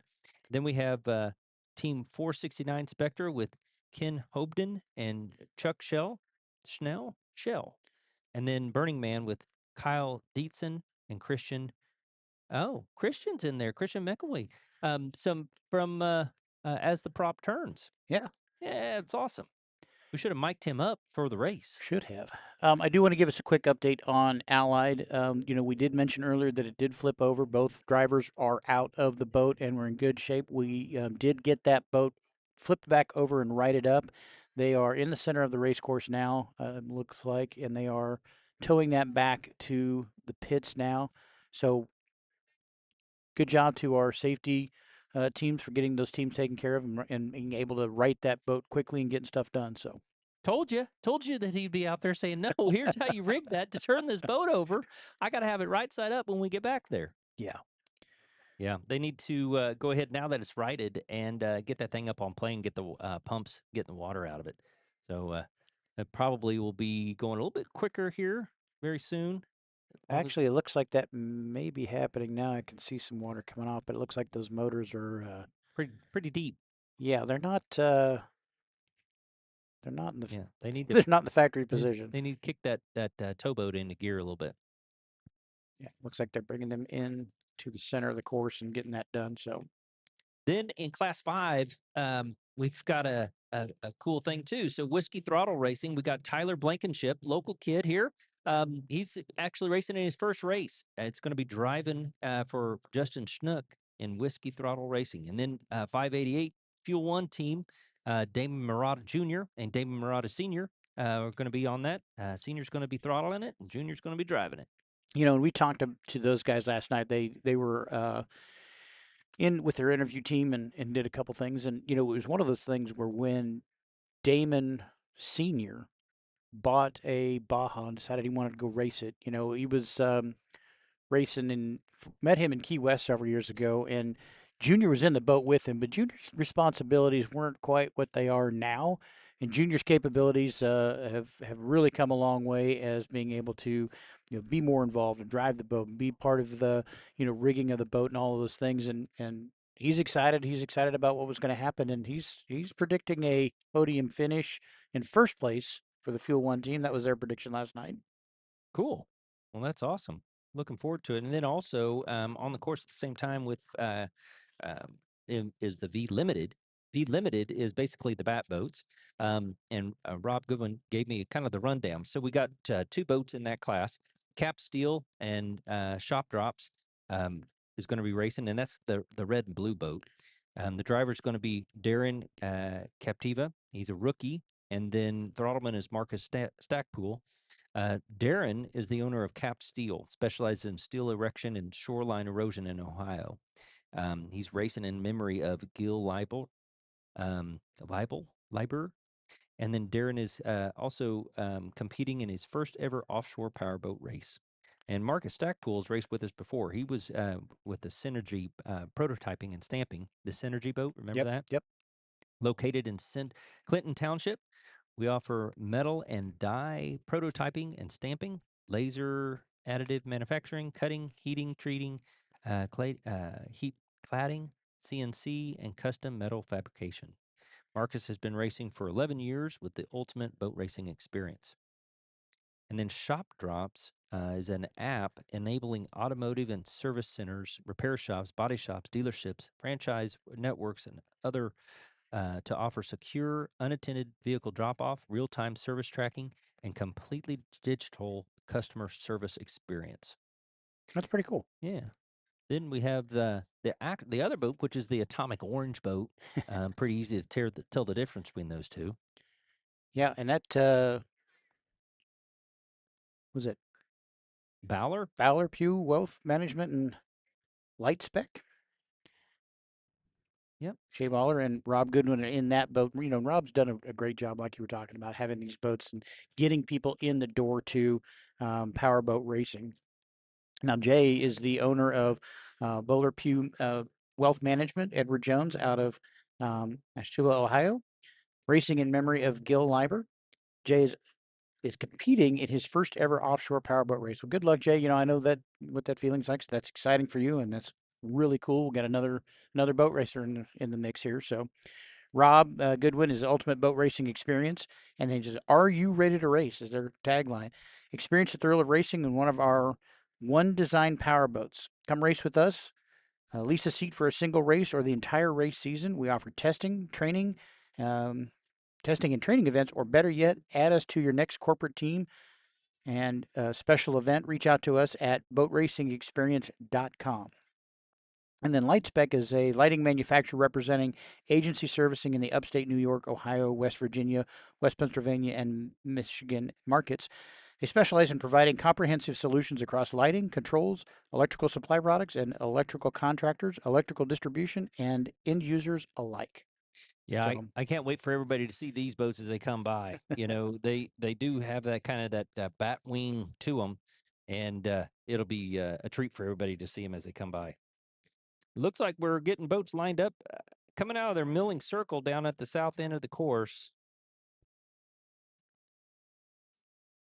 I don't see. I think the Class 5 boats would be back behind them there, but I see the Class 4s. Where's the Class 3 boats? They should be up here too. They go back into the marina? Well, it almost looks like that the one Class 3 boat is going back in. The wild one looks like it might be going back into the river. Yeah, there it is right there on the shot. That's unfortunate. We we have a big boat coming or something? I don't know. I do see one of the factory stocks sitting down there on the very south end of the course. Um, Perhaps they're waiting to qualify. That's the You know what? It looks like that's exactly what happened. It looks like maybe someone pulled the trigger because it looks like, Montlick's down there. Looks like they're waiting to go. yeah, it looks like Gascott's going back in as well. So maybe there was a little bit of miscommunication there. We'll try to get some information. Let me jump off here for a second, Brian. If you want to tell them about the beautiful area we have going on here, and I'll try to get some information. Be right back. So yeah, Gascott's going back into the river now, which tells me that they are probably going to go ahead and do factory stock qualifying, which is what we had initially had on the schedule for today. So we'll see here. It does look like Montlick is down on the south end of the course, along with maybe Good Boy Vodka down there. I don't see. I do not. Yeah, there's Jackhammer right there. So it looks like we've got the factory stocks out there just waiting, and maybe we just changed up a little bit, or there was some small communication issue there. We'll get this worked out here in just a second. It looks like the last boat that we had maybe on the course incorrectly is pulling back in. And then as far as the super stock is going to go, they're going to do the exact same thing that we did, or I'm sorry, with the factory stock that we did with super stock for the qualifying. That means they are going to start with a warm up lap, and then they will do 2 timed laps after that. We're going to find out what the order is. The 3 factory stocks that we have out there now are Good Boy Vodka, um, Montlake Injury Attorneys, and Jackhammer Manatee Marine. We'll get those here. We'll see which ones are going to start in just a minute. I think they're doing that just a little bit differently as far as who's going to go in that order. We should have that here shortly and update that, and we'll see them here on the screen. Looks like we are. Looks like Allied is down, getting closer to the halfway point of the course as they make their way back in. Um, they may be trying to. I would almost bet that Allied's going to stay out there for this qualifying for factory stock and then pull them in, depending on the condition of it. And it looks like it's in, it's upright. Obviously, it's on it's upright like it should. We'll see what it's doing as far as water and things like that. So Hey, Brian, I'm going to jump back in here. So I jumped off and got some information for us. So I got to give a shout out to the bracket racers. Bracket racers were on time. They cleared the Pine River and they're like, hey, it's our time to race. And they had cleared the course, but we're going to finish up the factory stop qualifying yeah, before we start with the actual races. So they sent the race boats back into the river and we're going to finish up the qualifying for the factory stocks. We only have 3 boats that are going to do the qualifying for that, so that should go a lot faster. We got Good Boy Vodka, Montlick Injury Attorneys. Like I said, I saw them down there south of the course. They're getting ready to go. And then Jackhammer, Manatee Marine. we were talking about when you jumped off there for a second about we're not sure exactly which order they're going to do those in, just because they want to. I think that was the Good Boy Vodka that's the brand new boat, Yes. and they don't have any time in it, so they may call that one last. I'm not sure exactly what they're going to do yet here. We're going to find out shortly. So maybe a little bit different starting order than what we have on our program right now. So Right. So if that's the case, they could opt then, since they'll have the opportunity to go last, or if they don't feel comfortable with the boat, they may just wait and race tomorrow and not do the qualifying. But we'll have to wait and see what they do. But I do see Jackhammer down there and Montlick getting ready to start their qualifying laps. yeah, and it looks like Montlick may be positioned like they're going to go first. Maybe we'll find out here shortly. So And that would stand to reason.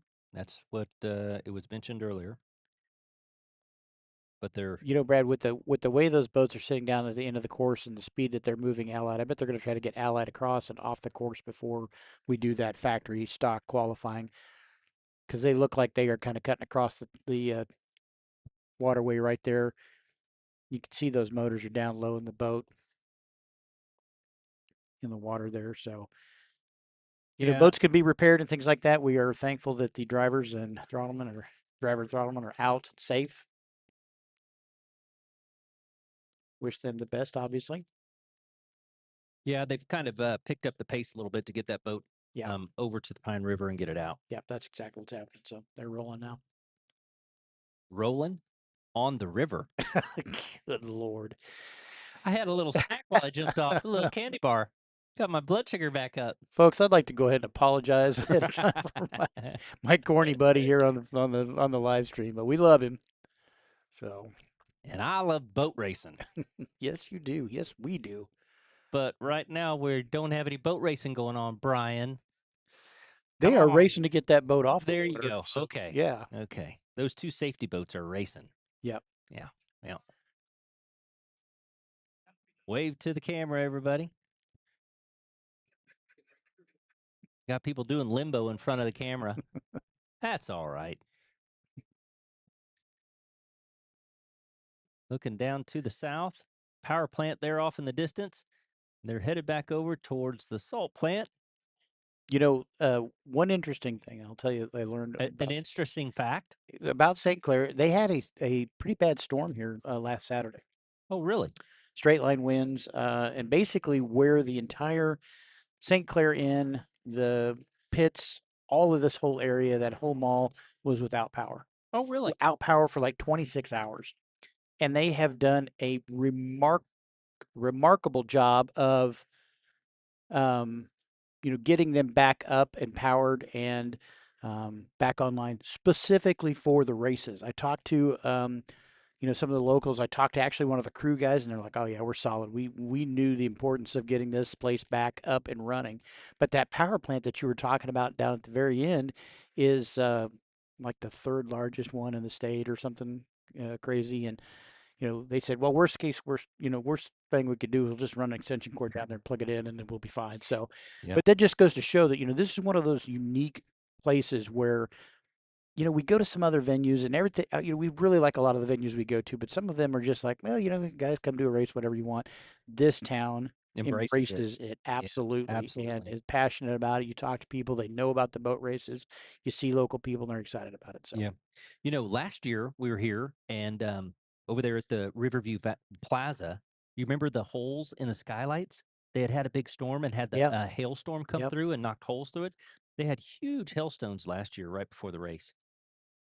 They're Midwest too, so they get those Midwest storms that blow through. We've dealt with them. They're around Kansas City and down Lake of the Ozarks. We've had I got dock damage. Uh, Waiting on that to get fixed. Blew a shed off of our dock, and yeah, still can't find a power washer and a stereo. So I don't think they're going to be any good if I do find them. Well, I think they're just in the water, Brad.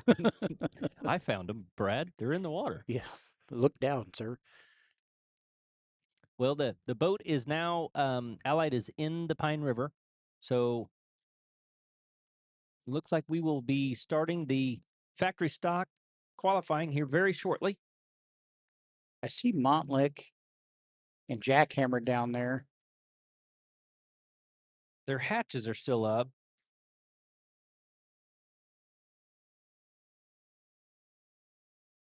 Yep, here comes. Was that the safety boat that brought the capsized boat back into the river? They're probably going back up to the Yeah, center of the course to man their position. yeah. We'll need to get safety assets back in place. Obviously, we will not run a race without those safety assets in place.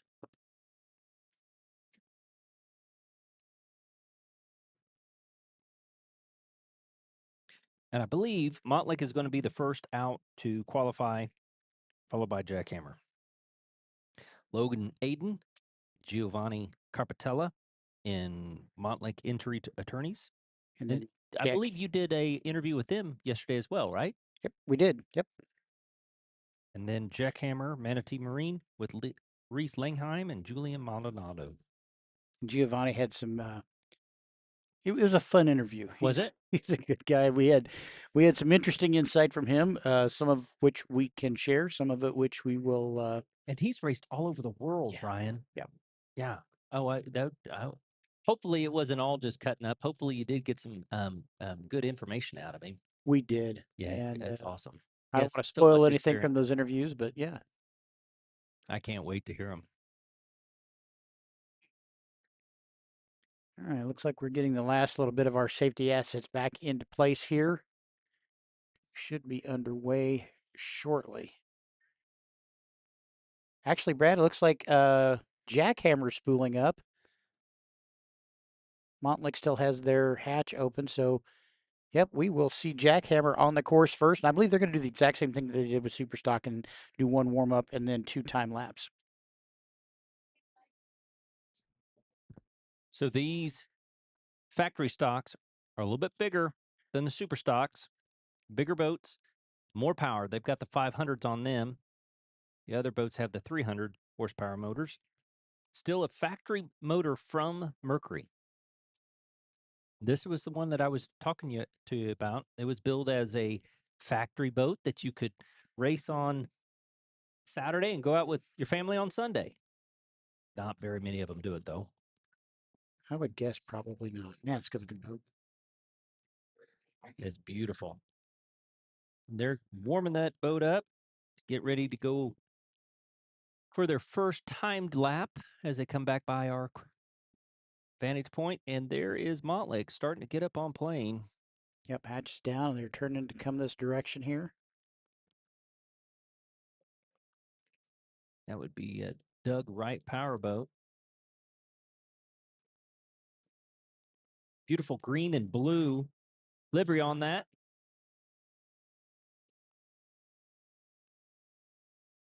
Packing some air, just warming everything up.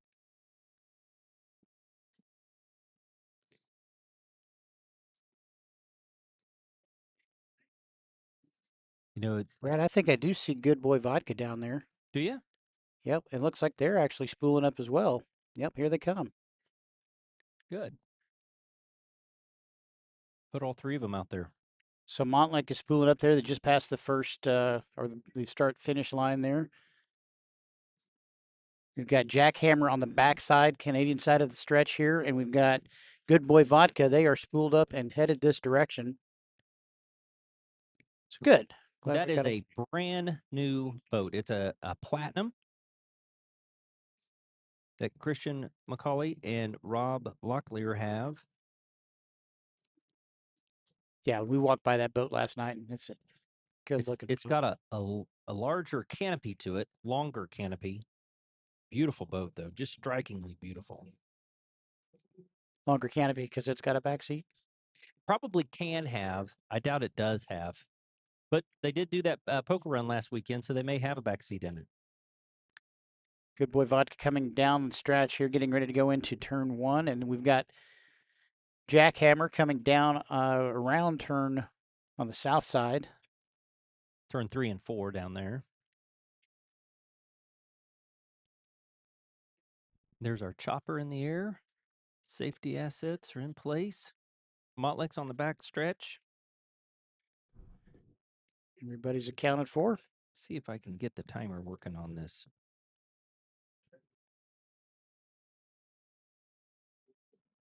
So there's Jackhammer running across there. A little bit of chine walk there. Now that's going to start their first time lap. Correct.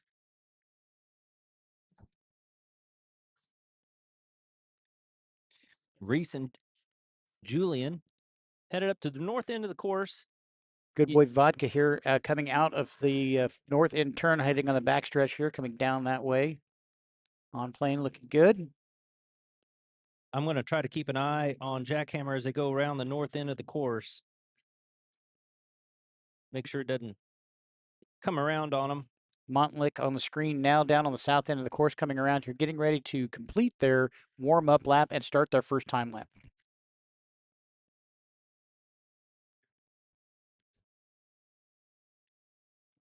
Nice and flat corner as they straighten it out. They do go wide.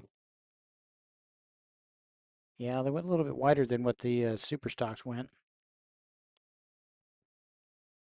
I don't know if Montlick has raced here before. Have they raced Yep. here at this race? Yes, they have. Okay.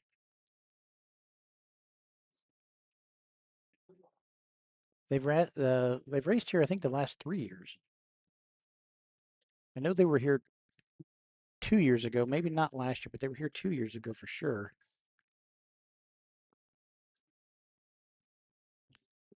Montlake officially starting their first time lap here. Right behind them is going to be Good Boy Vodka getting ready to start their timed lap, first time lap.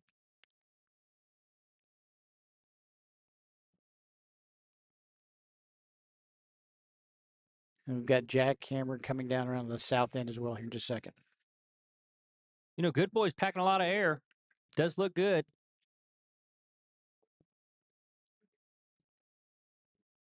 Nice and light. Got to wish them good luck with that brand new boat. But just finishing their first timed lap would be Jackhammer. Yep. There's Jackhammer right there starting their second timed lap. Now, the first time they came through here, there was a little bit of chine walk. Looks like they've got that under control now. And Yeah, it was about a 2 minute, 30 seconds, it looks like.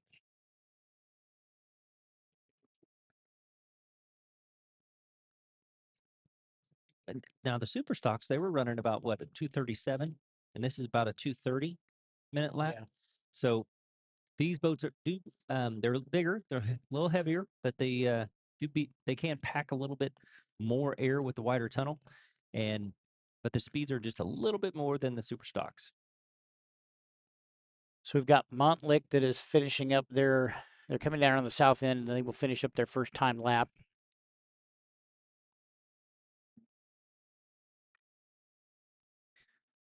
Looking for Good Boy Vodka. I see I see Montlick and I see Jackhammer. I don't see Good Boy out there. Did they pull off in the north end? Let me look here. Jump off real quick for a second.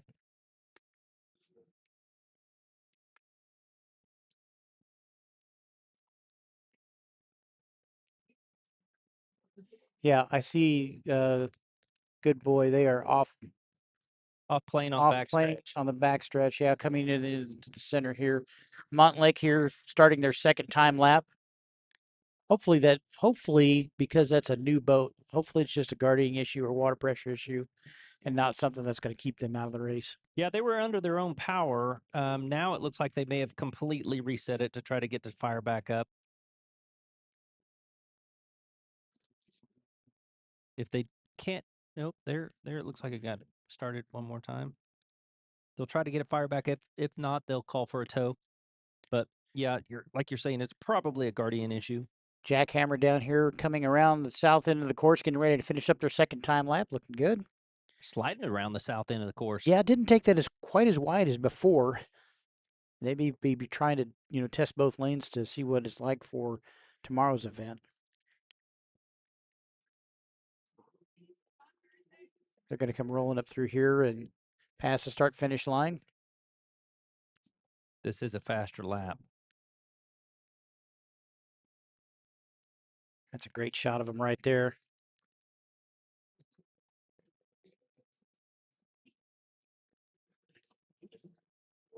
About another 2:30, maybe a 2:29. Now it looks like we've got Good Boy started back up again and under their own power. They're still in the center of the course, but they are struggling a little bit. Looks like they came back out of the throttles.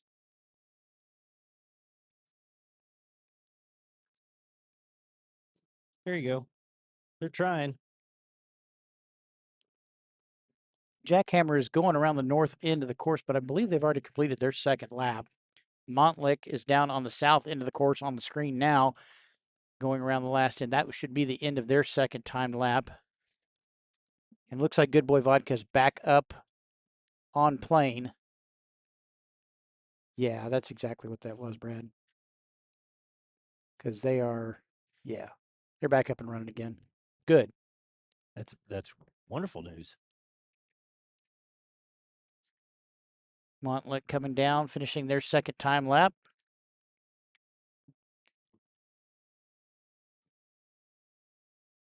Jackhammer's on the back stretch. They're slowing down. They know they finished, so they're Yeah, good. they're done. Montlick looks like they slowed down prior to finishing that second lap. I don't know how that's going to affect their qualifying time, but I don't know that they've come across the start finish line yet. They may have pulled off a little bit earlier for whatever reason, but I'm only seeing, looks like maybe one rooster tail. Yeah. Boy, I hope not. Yeah, they are pulled off right in front of the start finish boat there. So, Yeah, we'll have to wait and see what's up with that. Hopefully they aren't down a motor.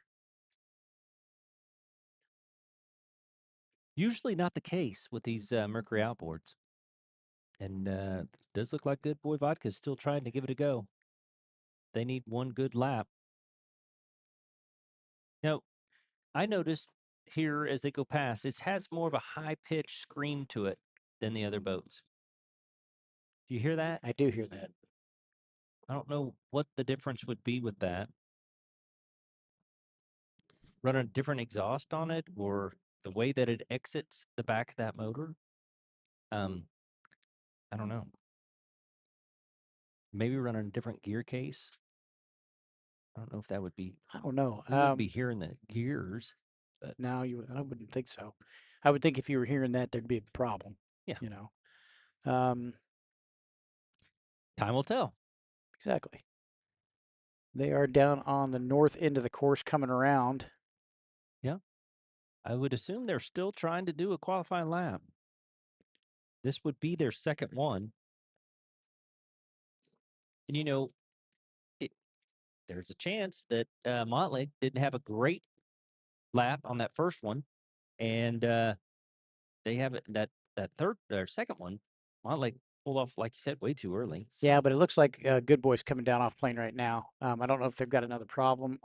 Looks like only one rooster tail. They may have already realized that, hey, listen, we know our position and let's save it for the race. Hopefully that's not a problem they've got. Or My hopefully my I'm sorry, but my take on that would be save it, but over in the Pine River. Don't idle all the way back from the north end of the course, please. Hopefully it's well, not their own doing. yeah, it looks Looks like like they are off plane and headed towards the center here. Oh, yeah. nope, here they're coming back up. They're under their own power for sure.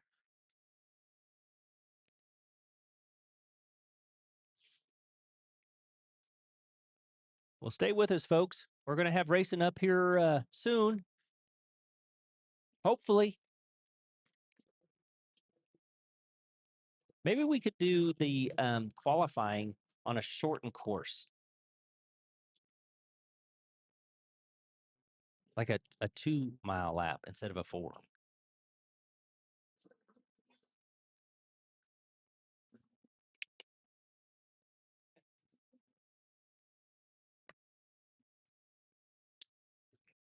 There you go. Good boys up and going. Yeah.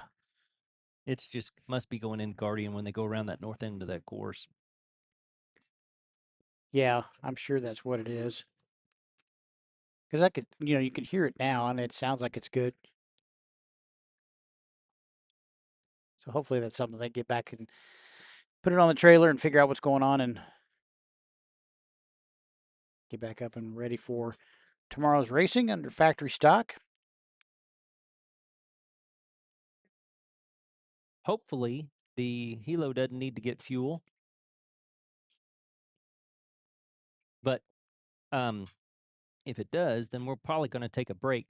But I know we got racing going on here real soon, so let's just stay on with 10 minutes. We got about 10-minute break before we go into the next race. So yeah, we will probably jump off here, get some little bit a nourishment for us commentators, get our blood sugar back up so we can get excitement coming back for you for the first and second race of the day. So stay tuned. We'll be right back.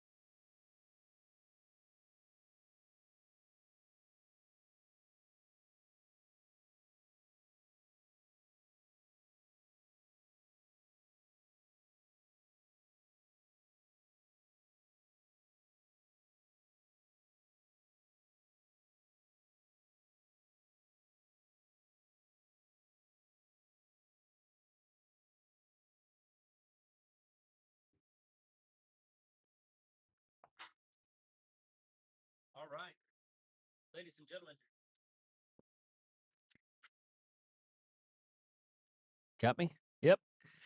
Hey, ladies and gentlemen, we're back here with race action. Actually, we're starting with the first race of the day, and I've heard the RPMs go up, so we are green, green, green racing with the start of the Class 3 and Class 4 boats, I believe. That's what they were going to do, but it looks like it's Class 5 to me, Brian. Yeah, it looks like first start was actually Class 5 and V Limited. They're coming down the course here. It looks like Fuel 1 is out to the quick lead for Class 5.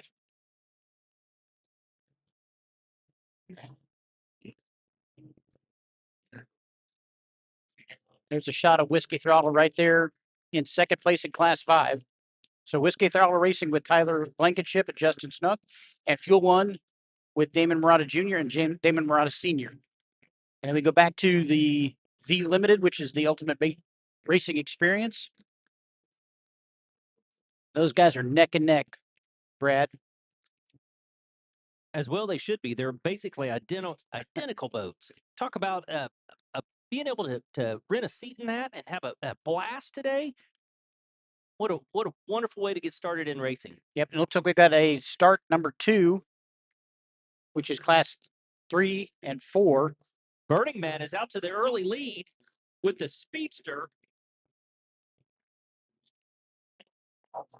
With that'd be the Wild One that's actually racing in Wild One's in Class 3.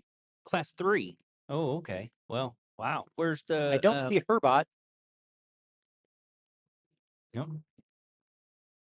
So Class 4, I saw Gascot Marine and Burning Man, I think was what we saw out there. Right. Right here, we've got a shot of Whiskey Throttle Racing. And here coming towards us is the Spectra entry, I believe. But on the back stretch, you have Fuel 1 team, the Marauders. Boy, that boat sounds wonderful. Yep, this is a shot of Whiskey Throttle right here. You are right. They are in second place in Class 5 right now with Fuel 1 in the lead. Well, Tyler Blankenship, I was talking to him, and he said, I'm going to drive, Brad, for the first time. And I told him that I'd just kind of take it easy around the first 2 corners. I said, no, don't do that. Dive it in there and get after it. He said, oh, man, I don't know if I can do that on my first time. I said, well, do what you can. Try to stay close. So when you do get comfortable, you're still within striking distance. It looks like we've got the red and blue boat of the Ultimate Boat Racing Experience that has pulled away from the other boat we've got going on in that. Here's a shot here of the Wild One. Look at the rooster tail that thing throws out. Now we've got a drone shot here of the boats coming out of the first turn on the the third and fourth turn, the southern end of the course. The Class 5 coming out of there with Fuel 1 in the lead. Whiskey Throttle behind them. Yeah, they're a comfortable lead.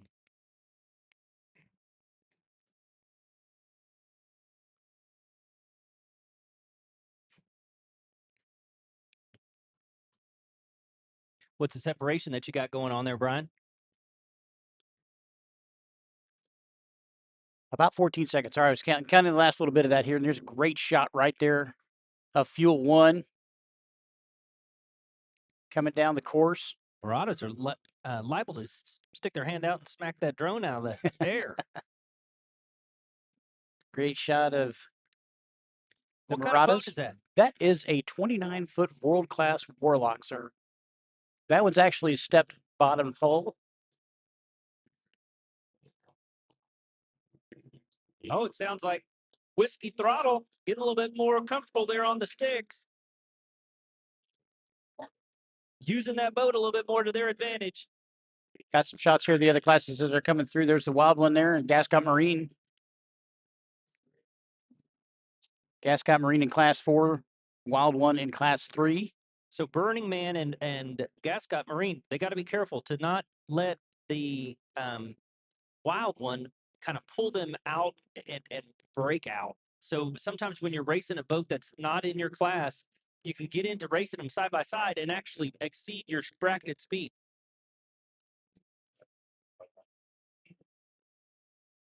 The wild one is with Anthony Courier and Tyler Crockett. It's a hometown team and a hometown boat that he's completely put together himself. I guess he's doing a lot of work on Crazy Rhythm, helping rebuild that boat for them. You got shots here on the course here. That's a wild one going into the turn. You can see some of the other boats coming out of that turn one on the north end of the course there.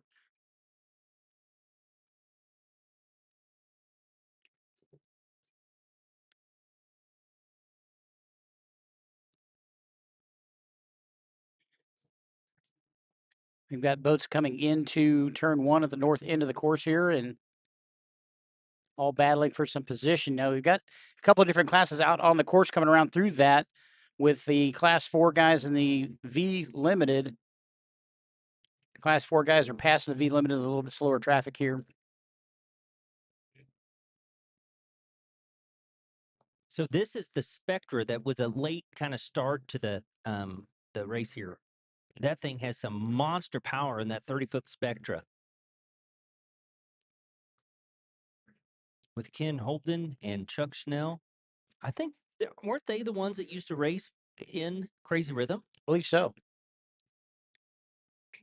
Side by side on the back stretch, you have Gascot Marine and Burning Man. That's wonderful racing, going wide around the outside of the Racing Experience boat. Red and blue one. Beautiful corner, textbook corner by the Marauders. That shows the separation there with the second place in Class 5. Yeah, and that Class 5 boat is coming up on the Spectrum. Look at that corner. Tyler did that corner great. You reach out and touch that turn buoy.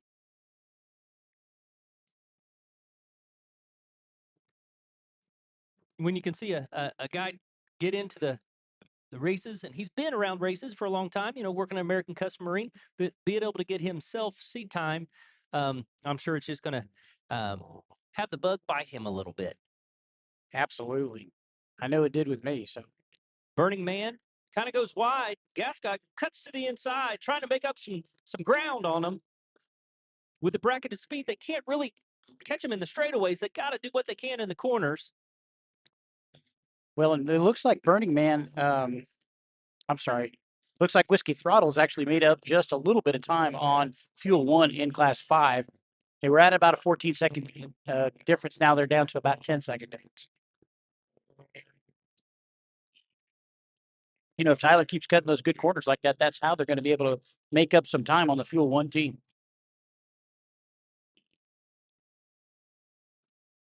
So I believe Class 5 is doing 10 laps. So we got 40 miles that they're doing here today. Class 4 is doing 12 for 48 miles. The Gascots are right there on Burning Man's hip. Oh, Burning Man looked like it may have lost a little bit of ground. Maybe one of those motors stuttered a little bit.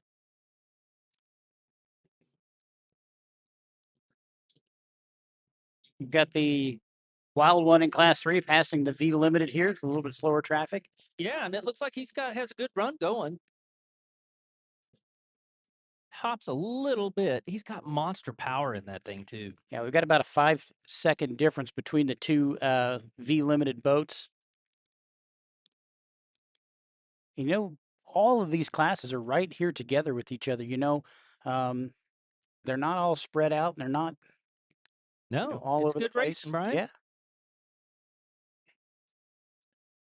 Headed up to the north end of the course there on the screen, and on the backside, you got the Marauders still in the lead in Class 5.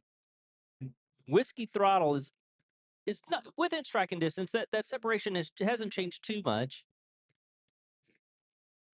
And you see that they're passing that Spectra boat right now. That thing has ridiculous power, and those Spectras are fast boats. So, that thing would be capable of running 120, 130 miles an hour, but something must be going wrong with it today. There's Burning Man. Burning Man and Gascot Marine duking it out there on the back stretch on the Canadian side as they head down to the south. And if you watch, maybe we can stay on it, stay on that Class 4 race. You can see that the Gascots try to do whatever they can here in this corner to go a little bit tighter to make up some ground on Burning Man. Sure are.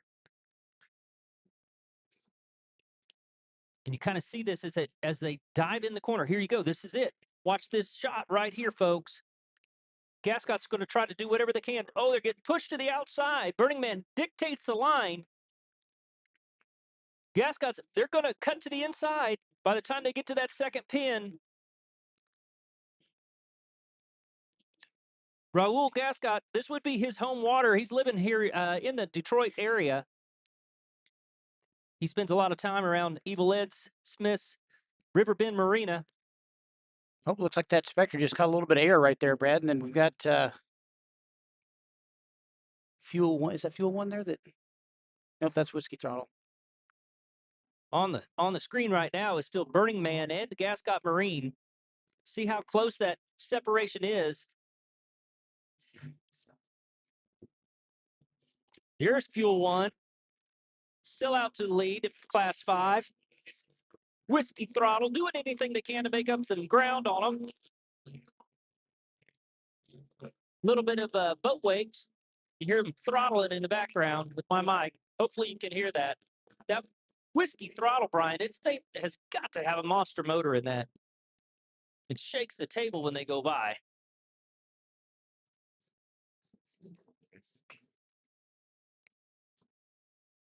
Wild one, that huge rooster tail. If you get a chance, if you're somewhere here local listening to the stream, you ought to go by the pits and check that boat out. He'll tell you all about it. It's his own creation. Looks like I'm going to have some guys jump on the broadcast here with me. Welcome, guys. Hey, I appreciate you jumping on here during the race. Give us a little bit of insight of what you see going on. And, yeah, introduce yourselves if you would. Man, Dustin Kluwak with Kluwak Cartel Racing and Team Louisiana here with my throttleman Owen Buis. Yep, Owen Buis from Madeira Beach, Florida. We're Kluwak Cartel Racing, and we're ready to kick some ass in the St. Clair Classic. That's awesome, man. That's awesome. Kluwak. Kluwak. Clue, like a detective clue, Watt, like a light bulb. Kluwak. Got it. Yeah. Oh, Kluwak. Okay. There you go. All right. I'm getting it. I'm from Kansas. Don't feel bad. Bob T couldn't get it straight either. So. Well, come on now. Dear old Bob. Yeah. What a beautiful day, huh? Yeah. Oh, man. You guys get this kind of weather down in Louisiana? No, I think it's like 127 there right now, man. This is we were going by a fire pit last night to light a fire while we were sitting outside the bus. Yeah. I put on a long sleeve shirt. Yeah. It was a little chilly, but it's beautiful, man. And the water's beautiful. You don't have to worry about alligators. Yeah, no, this is a rare thing, man. Today we're sitting here, me and Owen, we were joking earlier, sitting over there at the St. Clair Inn. You know, we don't get to watch the races because usually it's just logistically impossible. And this is where can you go that you could sit here underneath a shade tree and watch a whole race from one turn to the other? I know. Smitty kept saying that. He goes, everybody loves this place because you can watch the races from the pits. Yeah, it really is an awesome venue. I love coming to this race. I mean, only problem that I have is the down current. Yeah. But that's okay. Oh, come on. It's too beautiful. Can't get too picky. Yeah. Hey, like Daddy used to say, it's raining in the other dugout too. You know, everybody's got to face it. It's not just us. That's right. We got a battle going on out on the race course right now. I think it was Gascot and Burning Man Offshore. Yeah, they were neck and neck. They really were. They had 10 laps or 12 laps to do in Class 4. And so if you're helping me do this broadcast, this is the part that everybody's seeing at home. So you got to kind of watch what we're saying and kind of follow along with that. But the program's great. Exactly. But they'll listen to us. Yeah. There you have that Burning Man. You guys check that boat out? The Rumblefish? Yeah, that yellow boat. The wild one, and they used to call it the Rumblefish. Yep. Yeah, that thing's a beast. It is a wild I don't remember how much horsepower he said it had, but with a single surface drive and a rudder. That thing's pretty wild. Yeah, it is crazy. And look at Chris, that Christian and Burning Man right there. It is. It is. What And a great Gascott's service they looking got. like he's making Oh, moves on him. Goodness. Yep. We don't know if they're breaking out or not, but they are neck to neck. Yeah, that's the one thing you got to watch out in these classes, the breakout. Yeah. Oh, absolutely. You guys know all about that too. Yeah, I've dealt with him many times before. You get to racing the guy right next to you. You look down and, oh no, I've gone too fast. Yeah. Somebody jump out and beat a rabbit, you naturally want to chase them. So, These bat boats, geez, they're really putting those things into the turn. Yeah, they are. Yeah. And it's so cool that they have their own class now. Yeah, V Limited. I could see that being a big class later. We met a crew last night that was all here to watch their buddy. He's racing the orange boat, man. Just had the itch to come do it, and what a great service those guys do. Yeah. I mean, look, that's what I told him. He said, "Man, it's costing me, X amount of dollars. See if I like it." I said, "Well, or you could have spent $1.5 million and found out you don't." Yeah. What a great job. So, Yeah. Rob gives you that opportunity, and he'll jump in there with you, and coach you around. I've been telling my wife that I want to get her in, but she's got new extensions in her hair, so we can't do the sucker test just yet. Okay. So that's what we're waiting on. Yeah. I got a wife like that at home. I don't want to hurt my hair. Here they come. Look at them. Yeah, they're going hard. I mean, and that's such a cool design. That's a Ockley Manifold design from over in England. I think it was the original Rendell one. It was. They bought the rights to that. Chris Rendell ran it for many, many years. Yeah. And then Rob took over after him. And like you said, Rob has a lot of things, kind of coming. He's really looking forward to kind of growing that. Yeah. We got Burning Man over here. We got a battle on the other side of the course, man. Yeah, we do. And it looks like Gascott has a little bit of a lead, about a boat length. Yeah. They were trying to get to that inside because Burning Man was dictating the line through the corner. Yeah, they have it down. Gascott should have that line now, but we'll see. We'll see if the cat can outturn the V bottom. Yeah. Right. That old Burning Man, Chris with us as the prop turns. That's been an awesome service he's been doing. Oh yeah, amazing podcast. Yeah, that is awesome. And you get a lot of insight that way. No, you do, and you meet a lot of folks. We've been on there a couple times, and look, Tommy Thomas, he called us, wants to come to this race. Chris, he's a local guy. Hey, look, man, y'all come to this race. It's our home state, so he's part of why we're here. So Yeah, great guy. Yeah. Does a lot for the sport. Oh yeah. Look at that cat. It turned pretty sharp. Look at that. They got that thing through the turn quick. And Burning Man is a step bottom boat. That's a Speedster. It's a really cool looking boat. Yep. We ran today, and we never really felt what everybody was talking about down there, because you make that turn, and then all of a sudden, that current's working against you. Yep. And it doesn't want to let you turn. We never kind of felt it. We ran it a few times, a few different ways, but some of the cats are saying they're feeling it. So whenever I was racing here, I felt it on the north more than I did on the south, because you'd come around and it wanted to just go ahead and push your nose on around. Yeah. Down there, it kind of pushes. Your back's kind of sticking in the current there. That rumblefish is throwing a massive rooster tail down there. I know it. Yeah. That's what somebody asked us if we felt it down there today, and I was like, well, we didn't plan on staying in that position long. If we make that turn and get out of there quick. Oh, Gascott, they finally got Burning Man. Yeah, they've got about 2 rooster tails on them now. Yep. It's their race now. Yeah, they're running good. They are. It's good to see. That's such a cool family too. Yeah. This few Team 1 guys, man, in this race right here, man, that's a great group. They travel large. They're fun. I stayed up probably a little too late with them last night at time, but no, great guys. Beautiful equipment. The way that the attention to detail, everything's blue. The truck's blue. Everything's blue. It's beautiful. They have a great little product, a cool little niche what they're doing too. Where they do those modulars, so you don't have to, if you own a marina, you don't have to put a tank in the ground. You get one of their modulars, so it's pretty neat. Yeah, that is cool. So you've been bitten by the bug. You like this boat racing, huh? It's been fun, man. It's we've enjoyed it coming out here, and we get.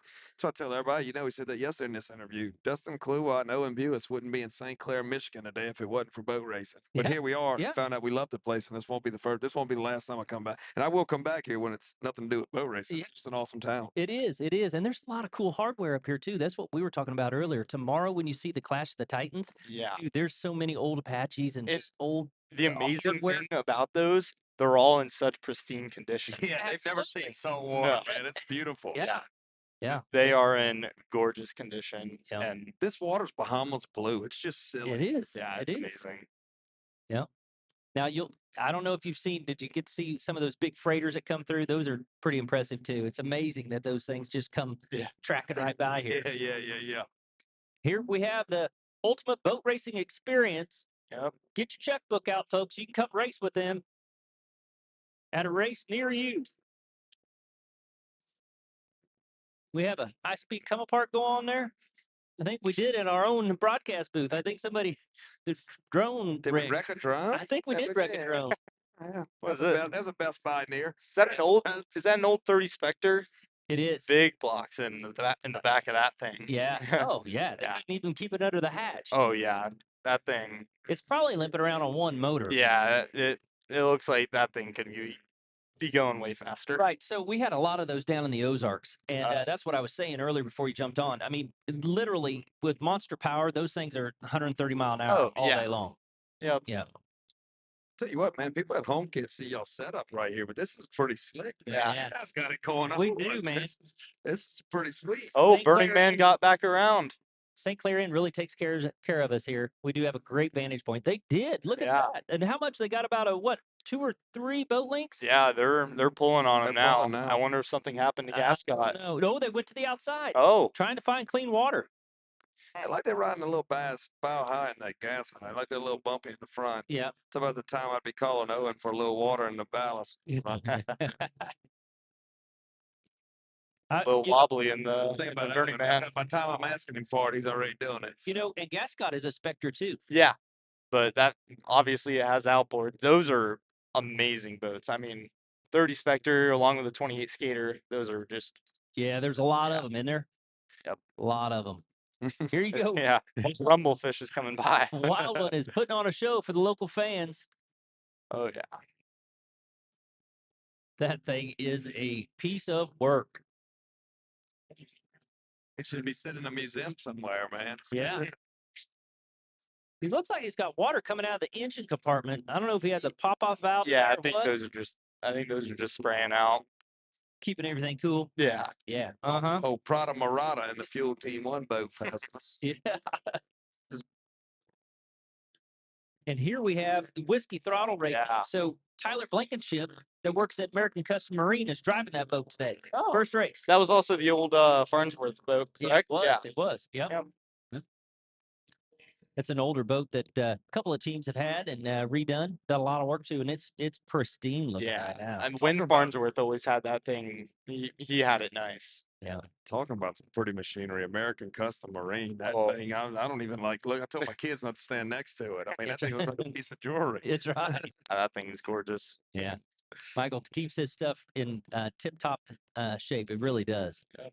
That's the same way, though. I tell my kids, don't touch that. You'll get fingerprints on it. Yeah. Burning Man's really pulling on him now. Yeah, a little bit of separation going on there on the backstretch. That Yep. Canadian water just didn't help those guys from Puerto Rico out. No. That's something I don't think a lot of people at home realize. I mean, be honest with you, I didn't realize, but they're on the Canadian side now. Those Right. guys, I hope they got their passports on them. So That's right. you know, Well, and they say if you break down, don't go to that shore. It's too much paperwork to get you back. yeah. There on your screen, we got the Ultimate Boat Racing Experience. That is the orange boat. That one has Darren Captina and Marcus Stampool in it. No, I'm sorry. That one's Jay Broler and Rob Goodwin in the orange boat. Yep. Yeah, Jay Bowler's that group of guys I was telling you, they came by and hung out with us. We gave their kids some Louisiana shirts yesterday. Cool. Yeah, they came by and they were racing. That was the guy at the conference. Super excited for him. That's awesome. That's awesome. So, are you guys cooking again? You guys do a shrimp boil or something? Nah, we right? did a little chicken stew last night, man. We had some fun. I think we're gonna act responsible tonight and go to bed at a good hour. You know, we got a race day tomorrow, so. Well, Cajun food is my favorite, so I'm gonna have to come over and check it out sometime. Well, I woke up this morning, thought I was going to clean the pot, but look, they licked it clean last night. I've heard your cooking is just off the Yeah. charts. Yeah. There you have Class 4 Burning Man out in the lead over Gascott Marine. What a great battle too. But the Gascott's pulling on him now. Yeah, yes. Yeah. He got him in straightaways. Yeah. They're halfway down the straightaway though, so you got to think that they're at the bracketed speed. You know, Yeah. they don't want to go any Yeah. faster than that. Yeah, but he's coming. Back in the day when I was racing in Class 4, I raced against that boat, Gascott's racing, and you could get him in the corners, but on the straightaway, it took him a while to get up to speed, but they just couldn't corner. So he's doing really good. Maybe they figured it out. Yeah, maybe. Hey, look, maybe Christian might have threw out the whole breakout rule and said, "Let's put on a little show for my hometown." Yeah. folks here. I think you're right. Sometimes those people on the banks don't exactly know about the breakout rule. No, they don't. They just think the man that passed across that checkered flag first got That's right. One's for the camera and it. one's for all the racers. Yeah. So, you guys are up here. What other races you guys got coming up this season? Shit, we got we have Michigan City next week. You know, Yep. we were up here to do the whole stretch. Michigan City, that's Sheboygan. Of course, we all know that. Yep. So we've got that. Then we'll go back. We'll hit Clearwater, Inglewood, Key West, and something else pops up in between. But we've got a race boat. We want racing. Yeah, there you go. Somebody throw a green flag in the sky. You're going to race, huh? Yeah, We'll be there. Yeah. We'll have a Scorpion Power. We'll have a new our new engine will be ready here shortly. So our backup will be good. So we'll be ready to roll. And Well, it sure sounded good when I heard it out there earlier. So she's running great. Yeah. Frank McComas is here, the engine builder. He's done a great job taking care of that engine. And man, that boat is just today was fun, man. We got in there and me and Owen called ourselves just going out there. We played today. We really were. That's we- awesome. We're having a good time. This has been awesome. this whole venue's been a relaxing, fun. You know, we're happy to be here. Yep. Yeah.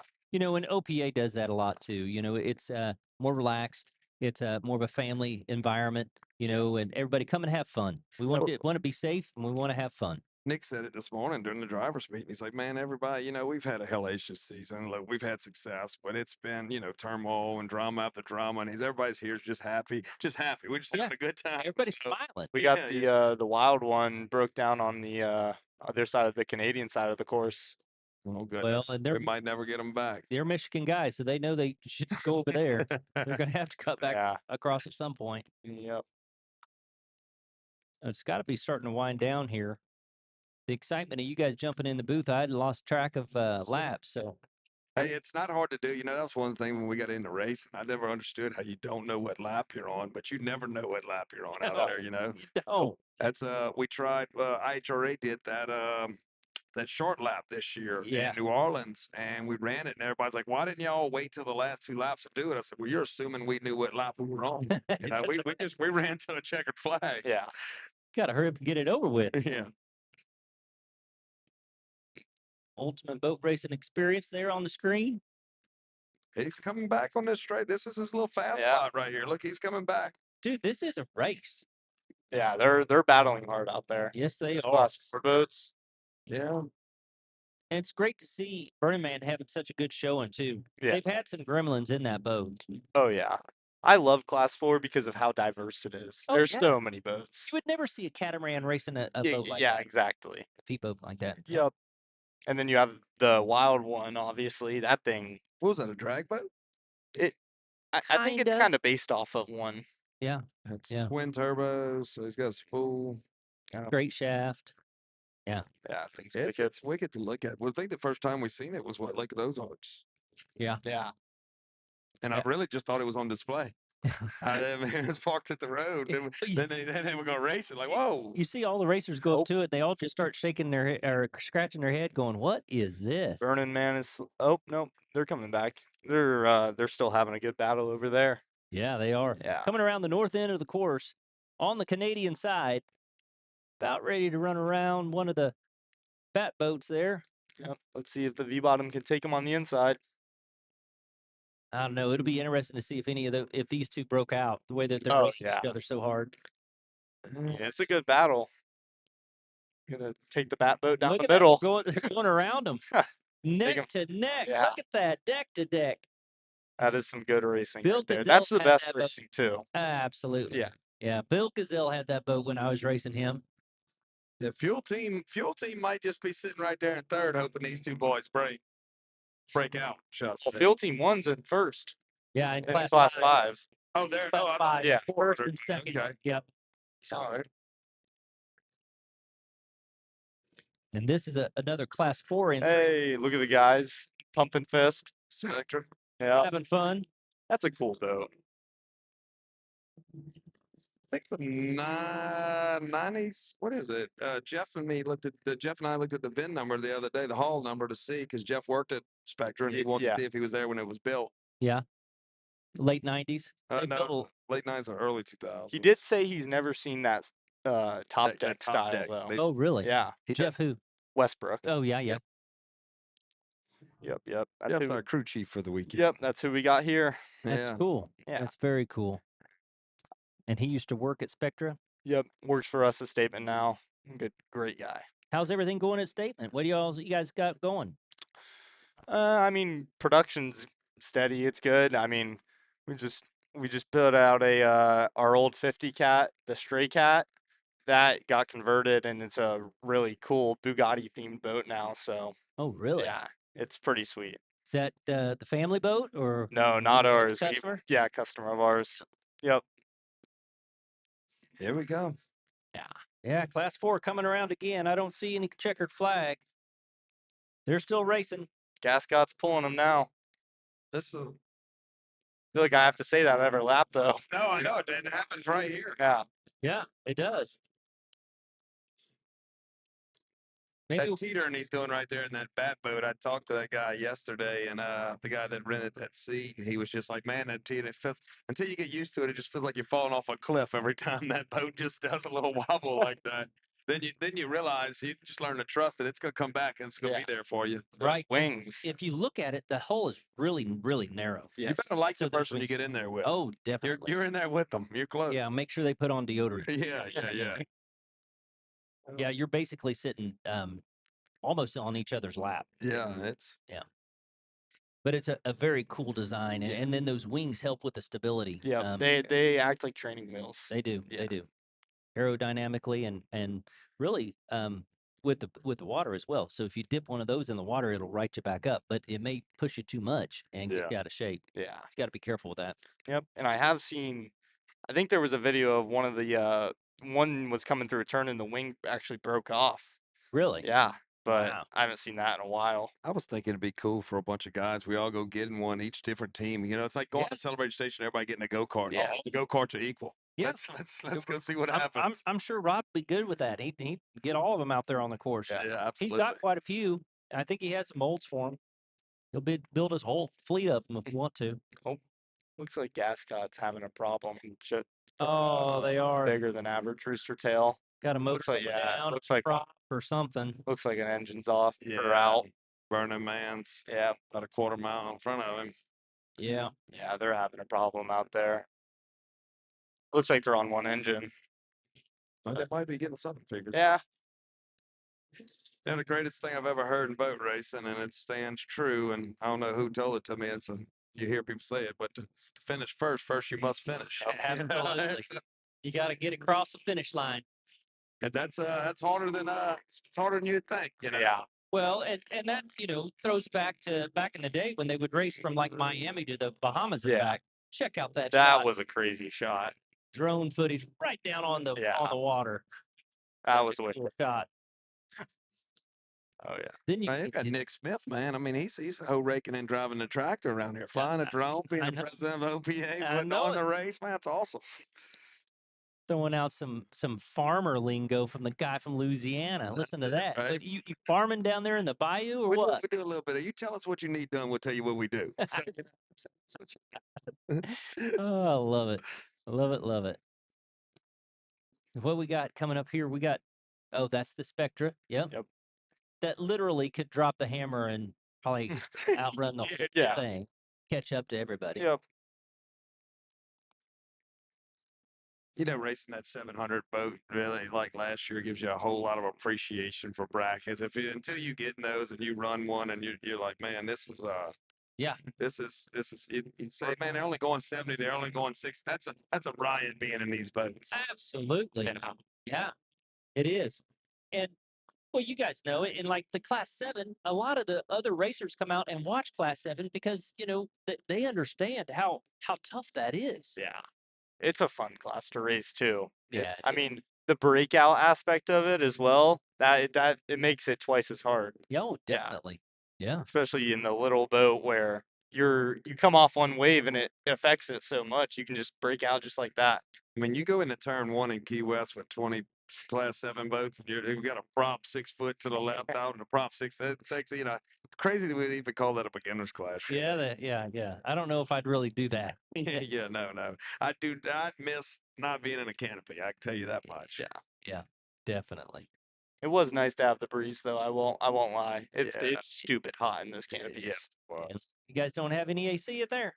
No, we need way AC and windshield wipers. Putting out our 2027 budget. And our train horn, don't Yeah, we're worry. in a train horn. We're going to the state of Louisiana. We're gonna make some demands to our sponsor next year.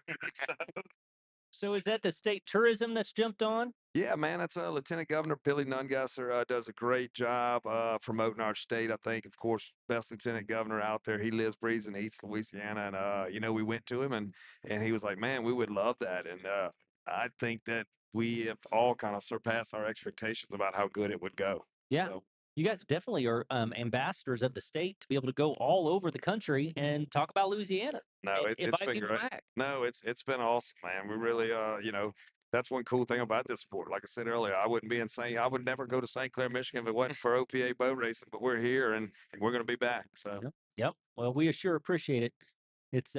It's cool to have you here, and it's cool to see the other parts of the country that normally we all wouldn't be able to see, like you're saying, and boat in. I do. I want to come back with my personal boat and just do some boating around here. from the South, we all, we go to the beach a lot and, so anytime we get to race somewhere, it's where you come up here and it not be 120 degrees is awesome. Looks Yeah. like that the bracket 5 race is wrapping up now. Yeah, I see a checker flag there on the back of the boat. So that's going to end the day for Class 5 with the Marauders taking the win. Checking the checker flag with Whiskey Throttle Racing with Tyler Blankenship and Justin Snook taking second. Bracket 6 and 7 is coming out to race later, correct? Correct. Yeah. They're the next race. The 7 boats will be a good race. Oh, dude, Yeah. and there's a slew of them. Yeah, we got how many we got? 1, 2, 3, 4, 5, 6, 7, 8, 9. Yeah. Oh, that's going to be awesome. Yeah, it's gonna be a good race. Yeah. This is their part of the world too, huh? A lot of those bracket boats are up here north, a lot of East Coast, but Yeah. Yep.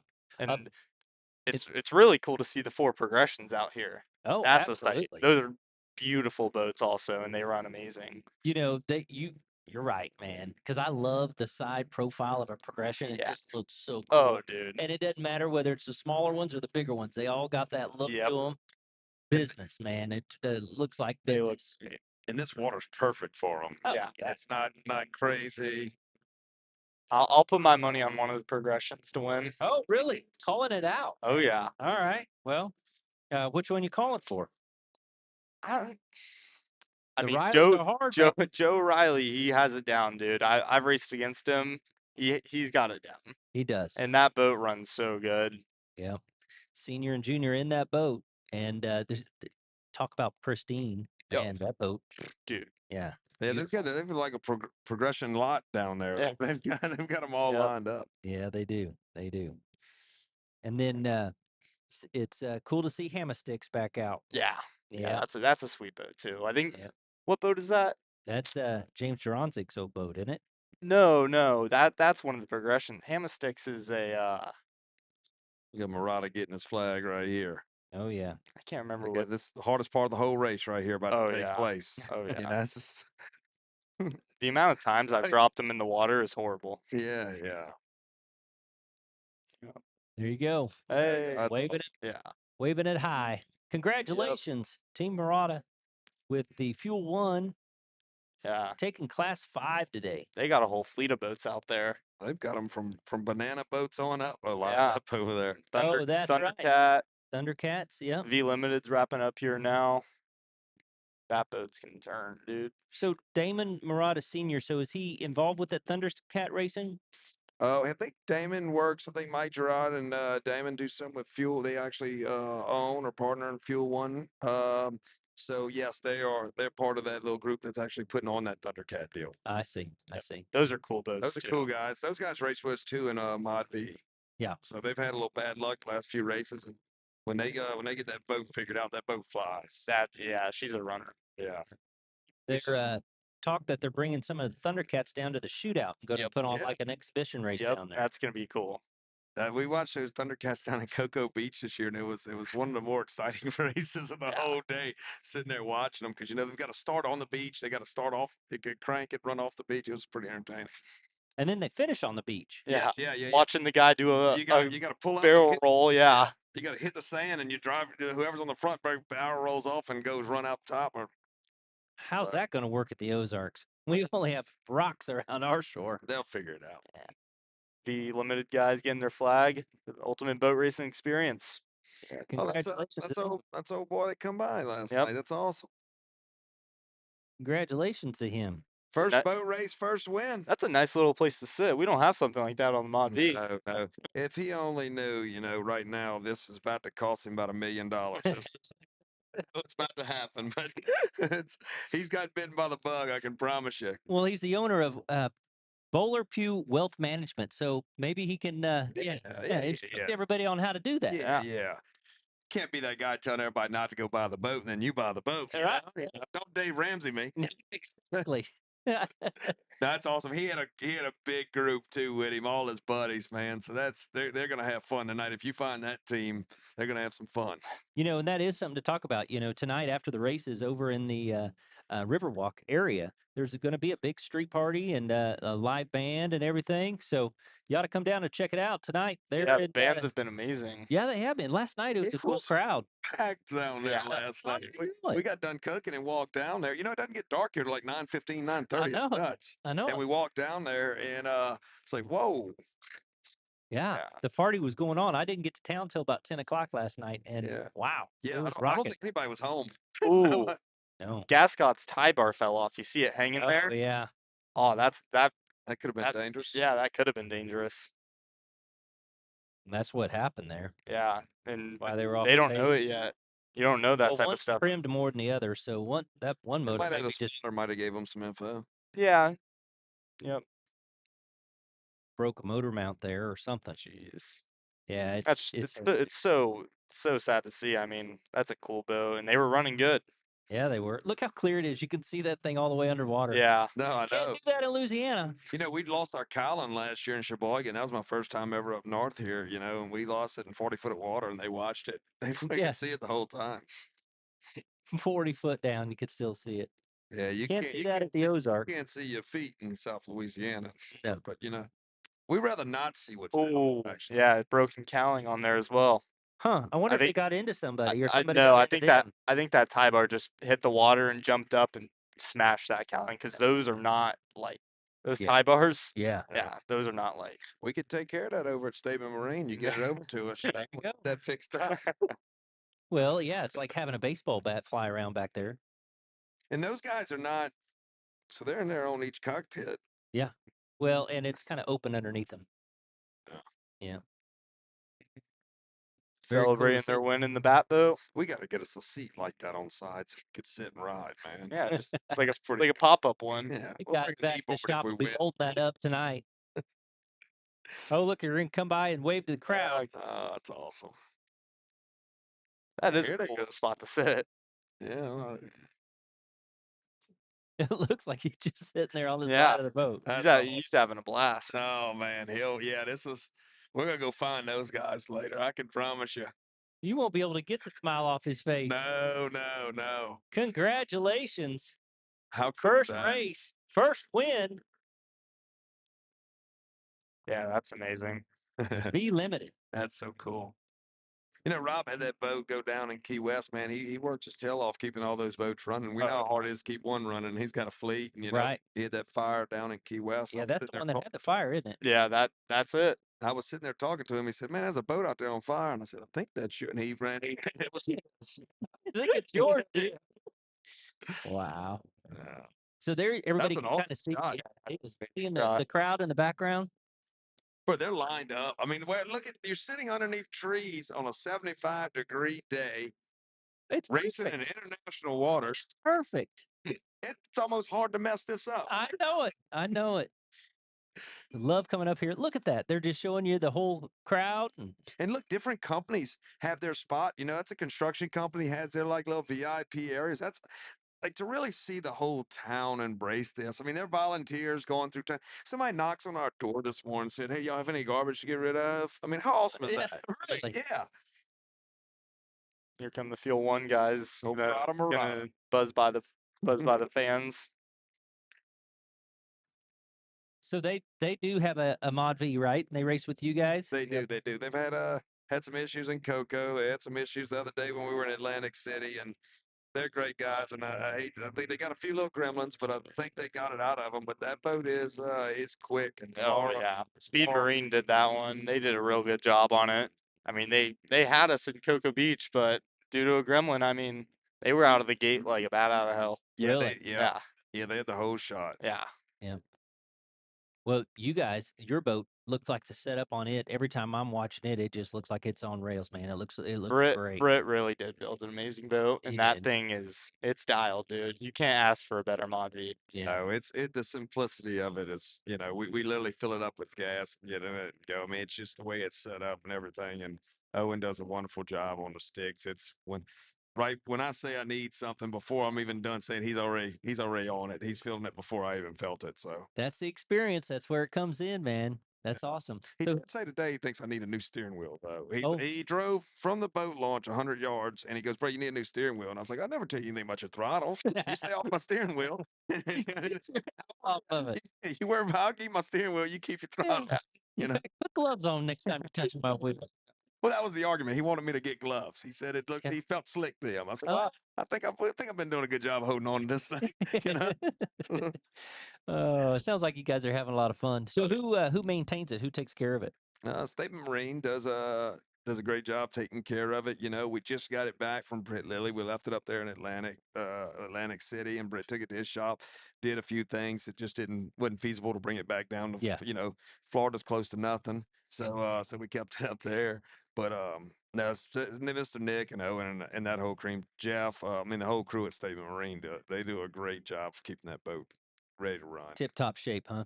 Yep. And Well, she's so easy. She's dialed in. I mean, she really is. I looked up meeting the Buis family and getting that boat. I'm on the Owen Buis hand me down boat list right now. You know, I got Yeah. a 7 boat, then I got the Mod V. So I don't know what I get next. That might be a hint at something. Yeah. Yeah. So come on, spill the beans. Get your checkbook out. Let's talk. Yeah.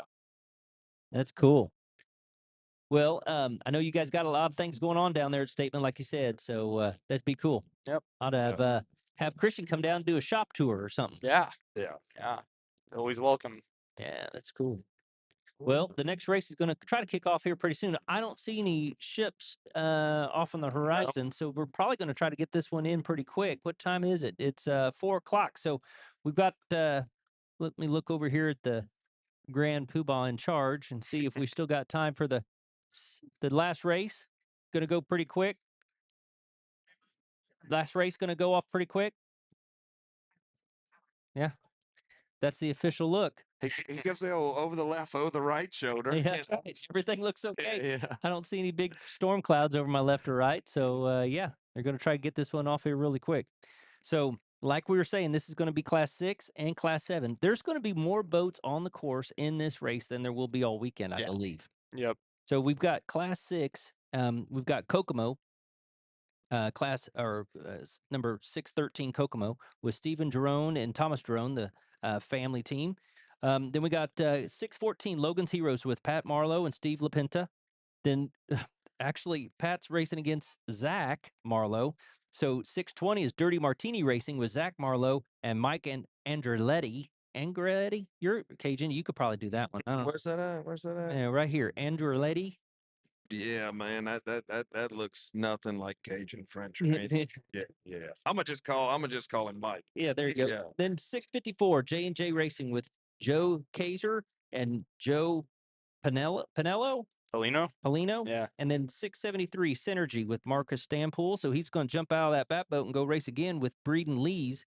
And then 622-1, we've got Horizon, which is with AJ Stender and Ray Hoffman.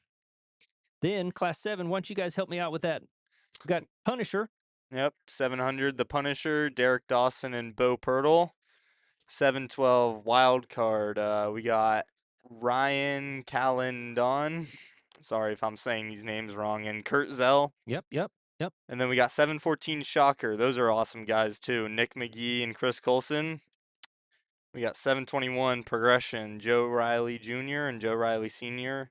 And then we got 730 Team Progression Red Rum with Craig Chinnington's filling in for Anthony Cruz. Yeah. Oh, and the Red Rumbo. That's pretty cool. Bob Barchetti. And then we got 731 back in business. We got Donald Laguera and then John Woods. Yeah.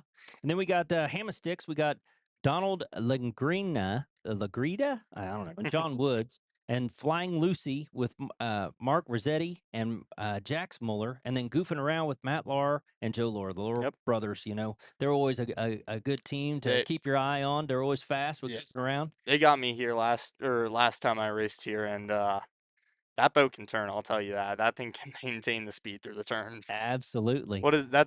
The Battle Wagon, right? Yeah. Yeah, that's a good boat. Yeah, absolutely. Yep. And it's it's stout too. If you ever go around it, we had Christian that builds them on a couple of times, and he really does his homework with the layup of those boats. Oh yeah. Yeah. Built tough. Yeah, yeah. You know how that is. Yeah. We never had any structural problems with my activator either. That thing was a tank. Yeah. Yeah. That thing did things it wasn't supposed to do. It was amazing. Yeah. It's because of those trim tabs, I'm telling you. Yeah, when you put giant K planes on a 22-foot boat, it can pretty much do anything you tell it to. Absolutely. As long as your back will let it happen, Yeah. it'll do it. Yep. Yeah. Well, just kind of like those velocities back in the day, the 22 velocities. You can sky them, you can jump from wave to wave, just as long as your back will hold on. Yeah. Yeah. And that's Your body will let you. yeah, exactly. Yep. You can do some stupid stuff with those 7 boats, I'll tell you that. That's coming from experience too. Yes. Yeah. Yeah. Yeah. Exactly. So you raced several years in 7. Yeah. Yeah. Won the world in 7, didn't you? World and national champions, and then APBA Hall of Champions. That's awesome. Yeah, we had a good year that year. Me and Ricky, my Yep. brother-in-law. Yeah. All before the 10th grade. Yeah. Yeah, I was 15, didn't have my driver's license, and we went out there and we had a great year. I mean, that boat was dialed for us. Perfect setup on it. Jeff Westbrook did the setup on that thing too, and it was amazing. It was money. That's awesome. Yeah. That's awesome. So cool that, in the racing organizations, even before 18 years old, you can get your racing in. Yeah. As long as you're qualified, you can do it. Yep. So my kids back at home down at Lake the Ozarks, my kids have always wanted to run in the shootout. Well, you got to be 18. Yeah. So my youngest, that's 15, she's just chomping at the bit, man. And she's like, Dad, can't you pull some strings? Don't you know somebody? I said, yeah, and that means that I'm not pulling any strings. Yeah, 100%. Yeah, absolutely. Wait your turn, kid. Tell you what, man, it's when you look through those binoculars right there, we've got quite a few spectators in boats down that turn down there. I didn't realize it. Yeah. They shut down the traffic, so in between the races, sometimes they'll let the local traffic go back and forth. Do you see that big yacht go by? Yeah. Yeah, it's beautiful. Yeah, that thing was sweet. But these like some guys just enjoying the race. I don't know as much as they're waiting to come through. Yep. There's some up on the north end too. I don't know if you can see it over my shoulder, but they do. They've got a lot of locals, like you said. There's a lot of boaters up here in Michigan, and they love coming out and watching the races. And like we were saying, there's such a big crowd over here, and if you look, there's a lot of spectators over there on the Canadian side. When we passed earlier in the boat, we kind of did a little flyby close to there, and there were some folks over there for sure. Yeah. And there's not a town over there. That's pretty rural. Oh. So that's for a rural area to have that many spectators over there. That's quite a bit. We were kind of worried earlier in the week about all the talk about the wildfires and having some issue with having that and Air quality. looked like everything's shaked up. That's the reason I didn't go up to 1,000 Islands last weekend. Yeah. I was sick at the time, so I knew I couldn't make it, and especially with a cough, you don't want to be in that air quality. Yeah. Now you say it, now I have to clear my throat. So, they were talking about that with the World Cup. Being in New York, they were saying they were worried about the air quality. But it didn't seem to affect those guys either. No, it did. We got a little Bayliner coming through. Yeah. I think that's the tender for that yacht that went through earlier. That was a beautiful boat, man. That was a Fed ship. Yeah, that's nice, wasn't it? Yeah, it was. Got a lot of those down there in your neck of the woods? No, man, not at all. It had to be over 100-footer fed ship. Oh yeah, it Yeah, definitely was. 100, 110, 120 footer. I don't know. Yeah. That Oh thing no, it was very nice. No, it was $120 at least. looks like the 7 boats are coming out now. Going to Are we Mill, doing I a parade think. lap or no? No parade lap. Oh, We Ain't no didn't do it reason for last time. one. No. I like the parade lap because you can find the course. Yeah. Yeah, well, I Yeah. guess I'm saying that, but today, this is, hey, obviously you can't go any more that way. So Yeah. it's, That's right. You can't. you know, You know, in years past, there's been that middle ground out here, the sandbar, Yeah. that's just beyond the shipping channel. And in years past, you could see people out there wading. They said this year, it's about 4 foot down, so yeah, you can see nobody's the really out color there. change right Yeah, there absolutely. when you put on your glasses, you can see it real good. Yeah, yeah. But it's pretty cool. So, and sometimes they have to worry about that, but not today. 4 foot's enough. Heck, 4 foot's a lot of water for you guys down in Florida. Yeah, It's Yeah. amazing how much boating you guys do down there, and around the Midwest here. We're used to boating in lakes with at least 30 foot of water or more. No. Down there in the Ozarks, if it's below 10 or 15 foot, we're worried about it. You guys are happy with 10 or Yeah. 15 foot. Yeah. We don't like the water getting up high where we live. Yeah. and we don't know what it is because we can't see through it where we live. So we I took Owen down. We took the airboat in the swamp. I don't know if you've seen that video. We've had our race suits on, and we did it before the New Orleans race. But we went through the swamp in my airboat, and we were running on no water and having a blast. I remember Dustin telling me if it was any lower there, we would have been jumping the thing Yeah, off yeah, the ground. yeah. Really? Yeah, we carry dishwashing detergent and it squirts out the front of the boat to keep it Really? glide. Yeah, What's on the bottom of those? It's like that it's a Teflon. Teflon. Yeah. It's a Gator Glide. That's what it's called. Yeah. They're the most fun you can have in a boat with clothes on. So we have a couple guys back home, friends of mine that have them, and they run around the rivers, and so it's a lot of sandy, and it's always moving, so you don't know the depth. And but he would run it up close to the shore and get in that shallow water to where he could pack it down, and it actually go faster in the shallow water than it would out It to wants deep. real skinny water. You get in 2 inches of water, and that thing you can't hold on to it. It's crazy. And what you'll have is you'll be in the woods, and if you cross a slough or a little bayou, as soon as you're in that deep water, you just feel it set. It wants to be it. You've got to start on the bank almost and go. It doesn't like it runs very sluggish in the deep water. Wow. So my dad told me back in the day he saw a thing where they were running them on golf courses in the dew in the morning, just as a promotion to show that we can run these things on anything, wet Yeah. grass. Yeah, we use them to dry off rodeo arenas, all kind of stuff. So yeah, they're matter of fact, I gotta come party with you guys. the best thing for if you want to start a good bonfire in the pastures, you back up an airboat on a trailer and you light that up and you get her going good and hot. So Oh my goodness. This guy had a trip. This guy, this boat idling in front of us, he's from Clearwater. That's where I'm from. This guy? Yeah. Oh wow. It's a far boat ride. this boat has went forward, and I tell you what, his transmission's working great. Oh, He drives forward 100 yards and he drifts back. Yep. Yep. That's what everybody does. They were talking about that. Yep. They talked about how they just go up and they drift down. And some people inside there, they're like, yeah, we thought about floating today. And I go, well, what do you mean? Just getting out on a boat and floating down past here? And they said, yeah, but we were going to do it on rafts. And I said, well, I don't think they're going to let you do that today. No. Not right here. But, well, hey, for this next race, I think we're going to have Brian come back here and get on the broadcast with me. And I sure appreciate you guys jumping in Yeah. Thank you and so much. give us some insight. Come back tomorrow, maybe. Good luck tomorrow. Thank you. And yeah, we look forward to seeing you next time. All right, brother, let's go. All right. Take Thank you. care. Oh goodness. We've got this next race coming up. Thank you again, guys. I sure appreciate that. We've got the next race coming up here, folks. We got the Class 7 boats coming out of the Pine River, getting down towards the milling circle.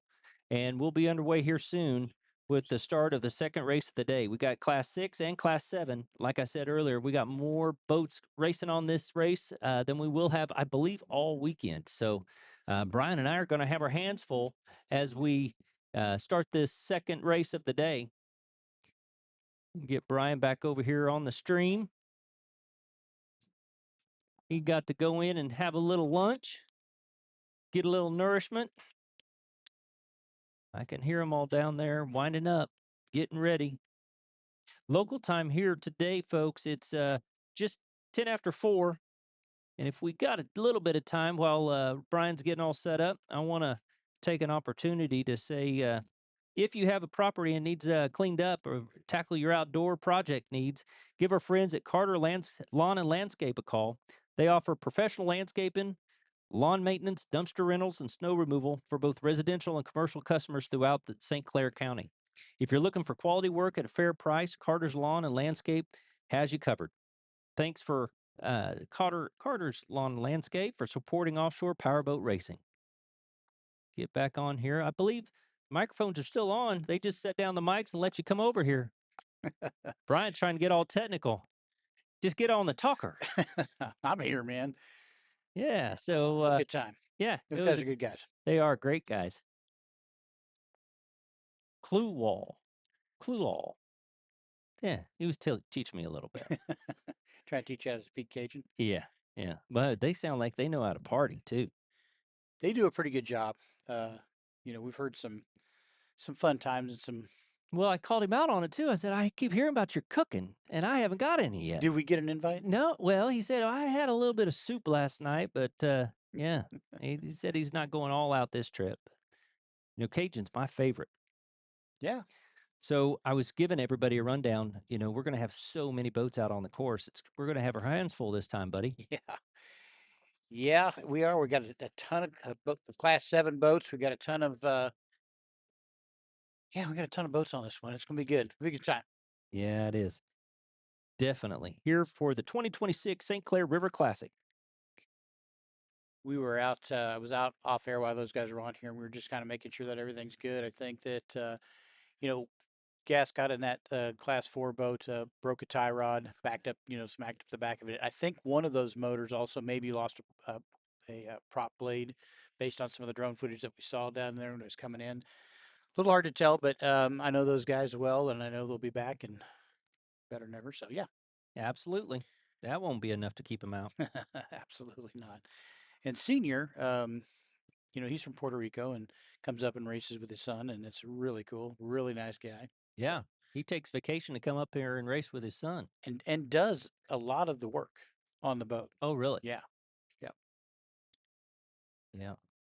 Well, Junior, I know he has his hands full. He's a busy man. So it's nice to have the whole family on deck helping. Before we do that, we probably had to run through the sponsors that we got here for the St. Clair River Classic. Of course, we have Raymond Cranes, City of St. Clair, Cargill Salt, Mashburn Motors, Chamber of Commerce here for City of St. Clair, the Murphy Inn, Bureau Lumber, the Voyager, and the beautiful St. Clair Inn that's taken wonderful care of us here in the broadcast booth. River Bend Marina, that's Evil Ed's Marina over there on the Pine River. B&B Construction, Huffmaster at AAA, Hamblin Pub, MGM Dumpsters, LaFontaine GMC and Ford, Warwater Brewery. We've had a couple tasty beverages from over there at Warwater Brewery. Cocobella's, Anchor Point Bistro, Pepper Joe's, Waste Haven Builders, LaCroix Riverside Pub. I've been known to have a cold beverage over there as well. Wellington Financial, the City of St. Clair Boat Harbor, Pine Shores Golf Course. It's just beyond the Raymond Cranes over there, like you were saying. Mhm. And then City of St. Clair Rec Department, Knights of Columbus, number 2251. St. Clair Embroidery, I think they set them up with some shirts. And Thorpe Printing Services, Coughlin Jewelry, Super 8 Maryville, E2 Security, and Hills Garage.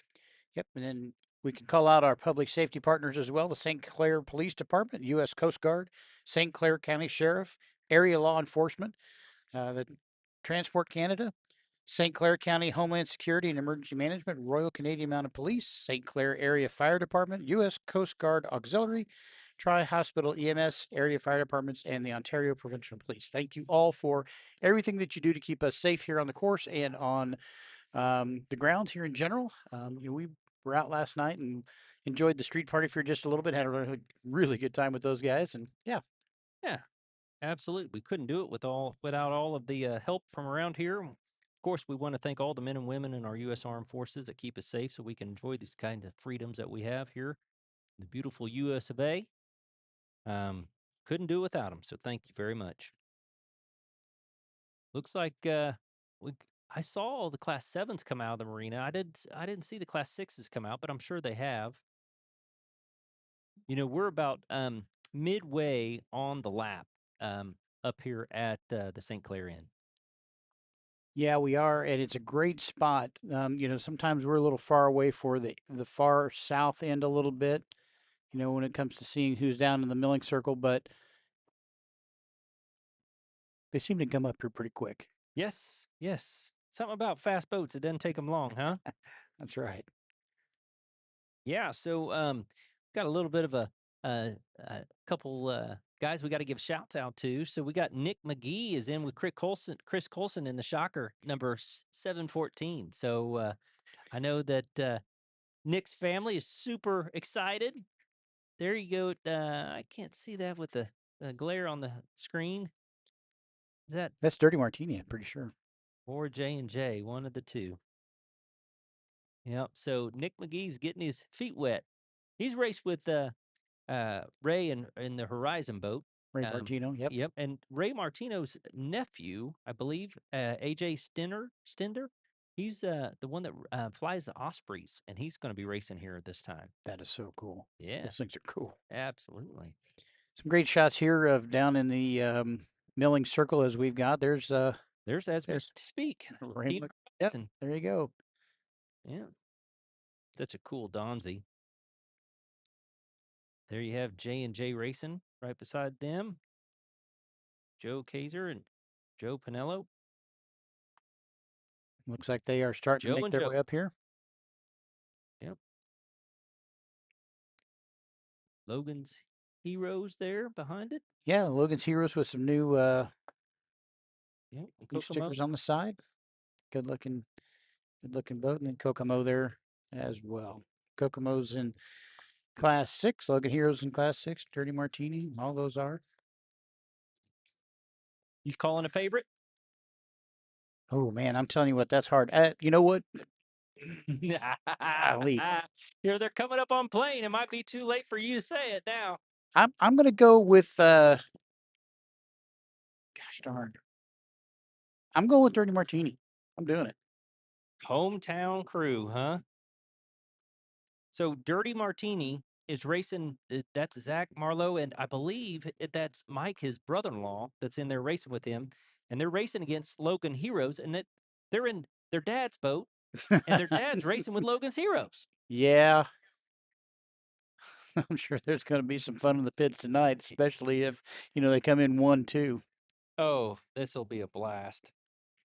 We've got them up here on plane. They are coming down. Still got yellow. Still got you. Green, green, green. We're racing here for the second race of the day here at the St. Clair River Classic. They're just about up to their bracketed speed. Logan's Heroes looks like they're out to the early lead. J&J right there beside them. Kokomo, I think, is just off the pace. I don't know. It's Dirty Martini's right there, too. Yeah, I know. I was torn between Dirty Martini and Logan's Heroes. We're friends with all these folks, and everyone's going to put in a good time. But I'm telling you what, if you're looking at it right now, Dirty Martini's coming up out on the outside here. Those three are neck to neck. Now they've got to maintain their lanes all the way around all the pillows on the north end of the course here. You got a drone footage here where we're seeing that they are maintaining that. Brad, you got a little extra information on Class 7 that's coming up. Yeah, they're green, green, green. They're racing in Class 7. They've already let them go. They didn't have them up on plane for very long before they threw the flag. And from our vantage point, Brian, I can't tell who's in the lead. No, but I'm telling you what, I'm calling Red Rum first. I'm calling Punisher second. Overall, at the end of the day, I don't know. I think Goofing Around is out to the early lead. As they come past our vantage point, Candlesticks was in the lead. Goofing Around second. Team Progression in third. Shockers coming up on the outside with the rookie, Nick McGee, in there with Chris Colson. Look at that. You could throw a towel over the whole class, Brian. That's such a cool shot. Deck-to-deck racing in Class 7. Doesn't get any better right here for the 2026 St. Clair River Classic. On the back stretch there, coming into view. Looks like Logan's Heroes is catching up and just passing J&J. followed in third by Dirty Martini. Then Synergy, and then we have Horizon. Yep, Horizon took a little bit of a jump there. So the dad, Pat Marlowe, and Steve LaPenta showing everybody how it's done. I'm sure that's probably what Pat said. Now, you can't go out there with my boat and beat me. You just follow me around the course. But J&J Racing, Joe and Joe are right there within striking distance. If anything happens to Logan's Heroes, if they have a hiccup or anything in the corner, J&J's right there. Yeah, we've got Class 7 boats that are coming around here. It looks like Goofing Around may be in first place right now. Yeah, looks like that Class 7 is neck to neck. But there you have the drone footage right over the top. Class 6. Logan's Heroes and J&J. That shows the separation there back to third and fourth. I think that's a Synergy boat. Running in fourth place. Marcus Stampool and Brendan Lees. Now we're looking at the south end of the course. Seeing who's coming around, how tight they're running on those pins. Man, Class 7, they got those three boats in neck and neck, deck to deck racing on that right now. I can't see it from here. What are you seeing? Well, it looks like Goofing Around, Team Progression. I think Logan's Heroes is still in the lead. Oh, yeah, Class 6. Class 6. Logan's Heroes, J&J, Dirty Martini. J&J and Dirty Martini are both Martini boats, I believe. Kind of like a Corsa. Corsa Martini is, I think, believe what they are. Yeah, it looks like Logan's Heroes is about a 3-second lead over J&J.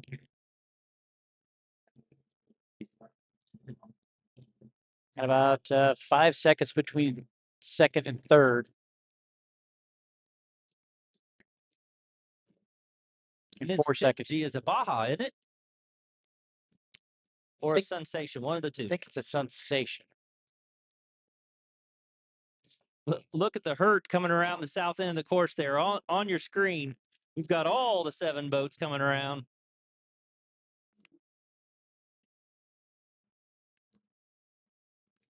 Looks like Goofing Around was still out in the lead, I believe.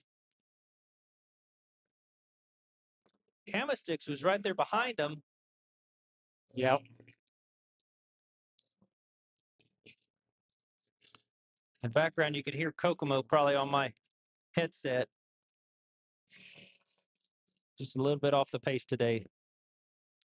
Looks like Red Rum may be in second place here, just barely ahead. Oh, nope, I'll take that back. Looks like Goofing Around pulled back in front of Red Rum, and that looks like Team Progression in first place right now. Team Progression, Goofing Around, Red Rum, Hammersticks. Back in business. Back in business. Dylan Gold, And John Connor Queenan. And then Team Punisher, Stocker. And 712 is wild card. And the wild card, it's good to see that boat back out here.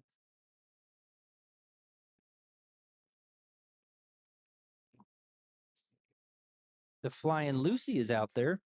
The Velocity. I think that's the only Velocity in the race today. Now, it looks like we've got in Class 6 is Logan's Heroes in first and Dirty Martini now in second.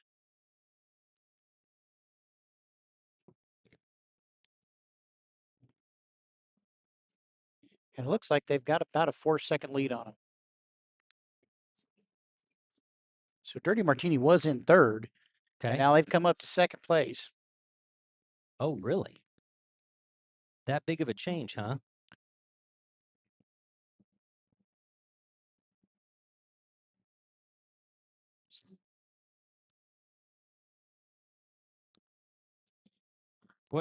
Where's J&J at? Well, that's what I was just looking for. I don't see J&J right this moment. I don't see anybody down. I don't see any safety assets moving around, so I'm not sure where J&J is quite yet. We've got Logan's Heroes coming up right now. They are in first place, followed by Dirty Martini. That's how I was told you. That's going to be an interesting deal in the pits tonight if it's 1 and 2 between those two. Yep, there's J&J right there in the center. They are under their own power, but they are in the center of the course. That's too bad. They had a great run going. Yeah, they did. But right there on your screen, Logan's Heroes. I think it's the oldest boat out here today, too. Very possible. Now, we've been talking about these guys for 3 or 4 years now, and when I first started doing the commentary with you, Logan's Heroes was kind of struggling to find their real position with that boat. We've talked about it before. They made some changes. They moved the boat motor forward. They were able to change the center of gravity on that. It's really paid off. Now they've repowered the boat. They've put new graphics on the sides of the boat. New interior. I know that Steve's worked really, really hard on that boat, and it's paying off. Now, we've got a battle for second place in Class 6 between Dirty Martini and Synergy. Be interested to see how that one shakes out. That's for sure. Synergy's catching him. Well, you always got to wonder about somebody catching a bracketed class on one of the straightaways. Man, there's a great shot right there of Team Progression coming around on the south end of the course here. Oh, whoa. What happened? We just about had goofing around, just about missed a buoy. Just about goofed around and missed a buoy, huh? And cut Red Rum off. Some spicy racing there in Class 7. The current leader is Team Progression, followed by Goofing Around and Red Rum. Team Progression, of course, 721 with Joe Riley Sr. and Joe Riley Jr. Father and son team out of Long Island, New York. Well, and those guys that were here just a little bit ago talking with you, they were saying that Joe Riley's got it dialed in. And you and I know that Joe, we know him really well, and we know that they do have that boat dialed in, and they do have a beautiful setup there.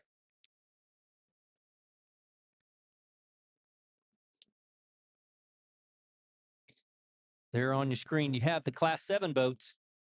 Class 7's doing 7 laps for 28 miles. And the battle right now is for second place in Class 7 between Goofing Around and Red Rum. They are Goofing Around has got around them. They do, but man, just about the time you think that happens and Red Rum comes back. Yep. They are watching their dash nonstop. Those throttlemen cannot take their eyes off that GPS. Hammerstick's in fourth place. Punisher moving up. Yep.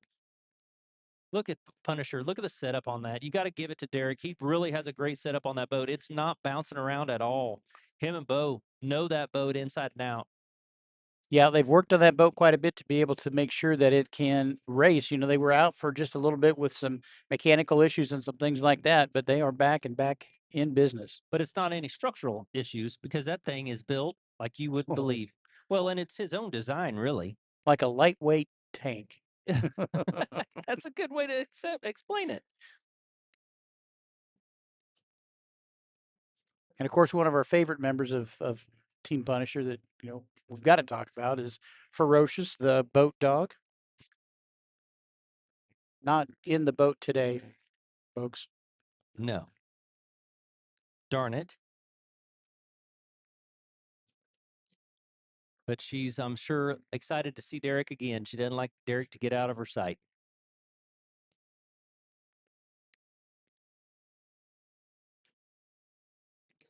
There on the screen, you have Logan's Heroes still out in the lead. Class 6. Yep. Synergy right behind him. Synergy did get around Dirty Martini, and it's put quite a distance between them. I don't know if Dirty Martini's starting to have some issues or what, but you're right. It's strange for them to have that much gap in them. There's look at that big change here. Synergy's gotten around. Yeah. I don't know what happened to Dirty Martini, but they were way behind now. Yeah, that's what I was just saying. That there's strange that there's such a distance between Synergy and Dirty Martini. I don't know if Dirty Martini's having an issue or what. Huh. Well, that's a great showing for Synergy. Good for them.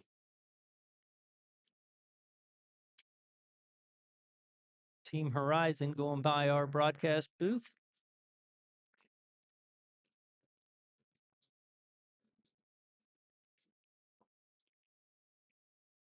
Speaking of spicy, we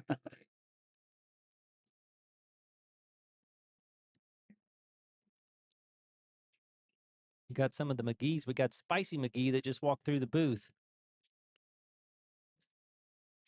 Yeah, we could hear her coming. They're on the south. What are you watching there, Brian? Watching the south end of the course? Watching the south end of the course here, looking to see what's going on with the Class 7 boats that are coming around. I think that. What? Oh, that's Kokomo. I can hear. Yeah, that's Kokomo that's coming through the start-finish line Stephen right and now. Thomas. Kokomo. Now on the south end of the course, right now we've got Class 7 boats coming up this way towards the north end of the course. It looks like it's hard to tell. It looks like second place is still between Red Rum and Goofing Around. The Team Progression out in front. Red Rum is right there in the spray of Goofing Around. Yeah, they keep trading back and forth. It looks like, it looks like maybe that current is playing some advantage to Red Rum on the backside, but playing to some advantage to Goofing Around on the front straightaway here on the U.S. side. Bob and that Red Rum boat, he likes to keep it nice and clean, but I don't think he needs to get washed down this many times by goofing around. It's a hard way to keep it clean. He is one boat length behind. 1.5 maybe. Team Progression, though, still out in lead. Number 721 with Joe Riley Sr. and Jr. Yeah, but if you're looking at it right now from our vantage point, it looks like Goofing Around may be starting to catch him. It's Fourth maybe place a 2-second. is gonna be Punisher. They've gotten past Hammersticks. Then you got 2 more progressions after that before you get back to Shocker.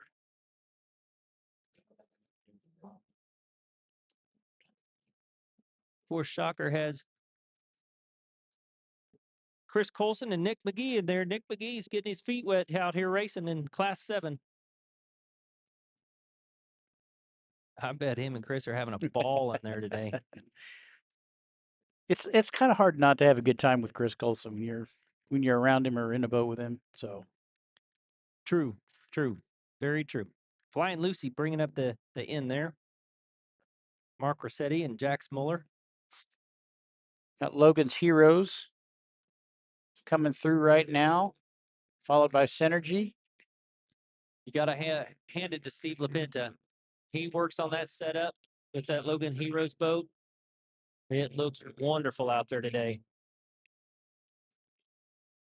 Got a 6-second lead in front of Synergy there. Marcus Stackpole, Brennan Lees. They really can't make up the room on the straightaways, like we've said before. You got to watch the corners. That's where they can make up the ground. So there's an 11-second lead between second place and third place in Class 6 right now. And, it, like you said, if nobody's broken out, but if somebody did break out, anybody's in the race here. Well, this is all for the glory. This is for the cameras. This is for Hollywood. Nobody sees it back at the pits when we pull the chips and see how fast everybody's running. That's when we find out who won. They're on the back stretch. I don't know if they've got that on the screen or not, but you've got the Class 7 boats are just grouped up. Yeah, the Class 7 boats right now, we've got Team Progression and Goofing Around. Yeah, Goofing and Red Around Rum. and Red Rum. And they're all kind of bunched up right there. And they've, Team Progression was out front and for a little bit and had a pretty decent lead, but But the other right two now boats are they've lost that lead. Yeah. Red Rum and Goofing Around are right there surrounding them basically as they go into the south corner. Yeah, this is going to be tough for progression, for team progression. Yeah, we got to keep our eyes on this race right here. Going into this corner is going to mean everything. You could see them on this drone shot that we've got right now as they're coming into this. It looks like, yep, team progression has pushed Red Rum back. Well, it's Team Progression's corner. Yeah. They could dictate the line all the way around. That pushed Goofing Around to go out wide, and Red Rum tried to stick to the inside. Look at Punisher. He's made up all kinds of ground. Look at that. Sure enough. They just zinged it around that corner. Derek Dawson, Bo Pirtle, all the way from Lake of the Ozarks.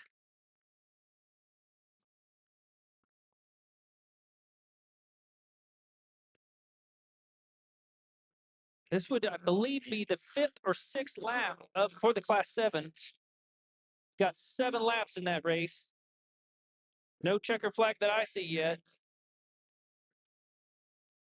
Right next to Team Progression is Goofing Around.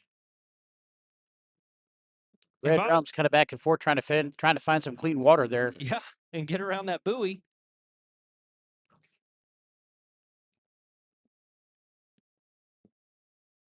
What great racing you have right here at the St. Clair River Classic. You know, and Punishers has made up some room, but they're kind of holding back, thinking that maybe some of these guys broke out. You know, you get some adrenaline going, especially when you are that close between team progression and goofing around. Your adrenaline kind of kicks in and says, "God, don't want to make a mistake and break out."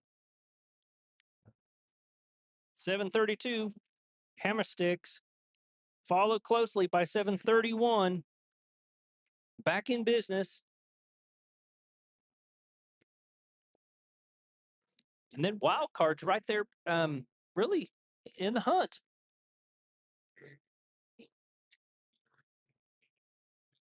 That was James Dronzik's boat.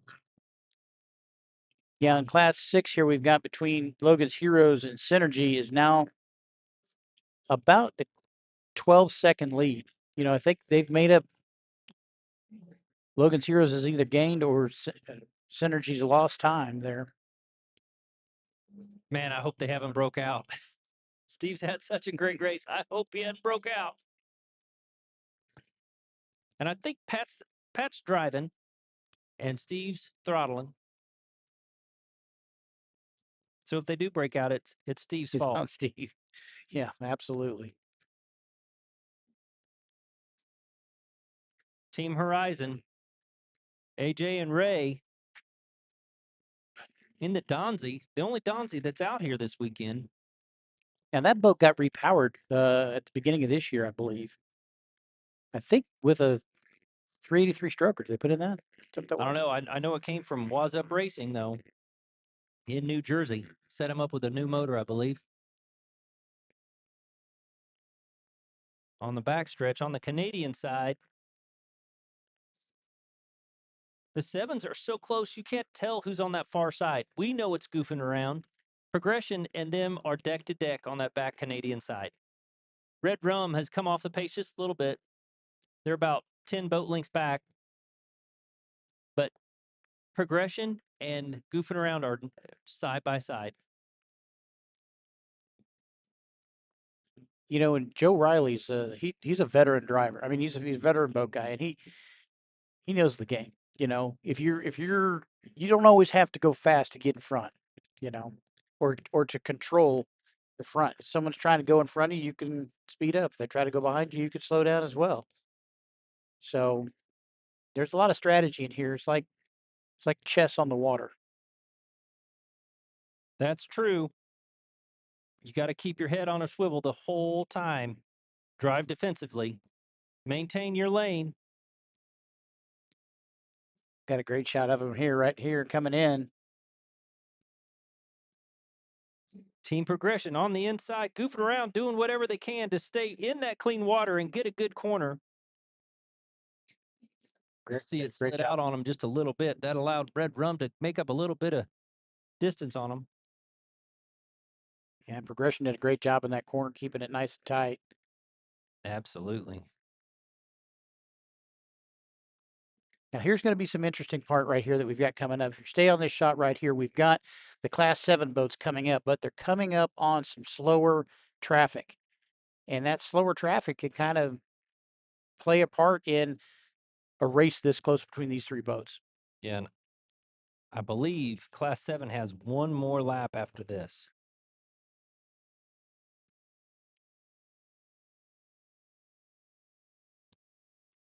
Team Progression still in the lead, goofing around in second. Red Rum in third. I don't see a white flag. Punisher in fourth.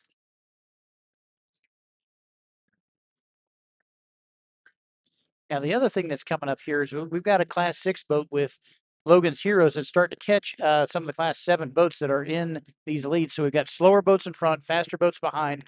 Faster boats should be on the outside, slower boats on the inside. But we're going to see how it'll be when the Class 7 boats catch up with Kokomo.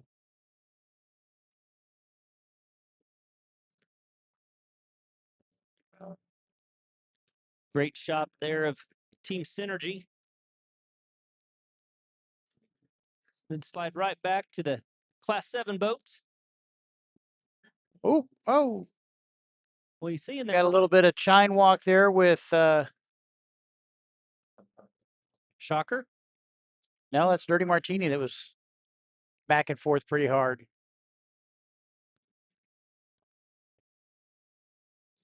Maybe having a steering issue. Maybe that's why they're a little bit off the pace. They were right there earlier.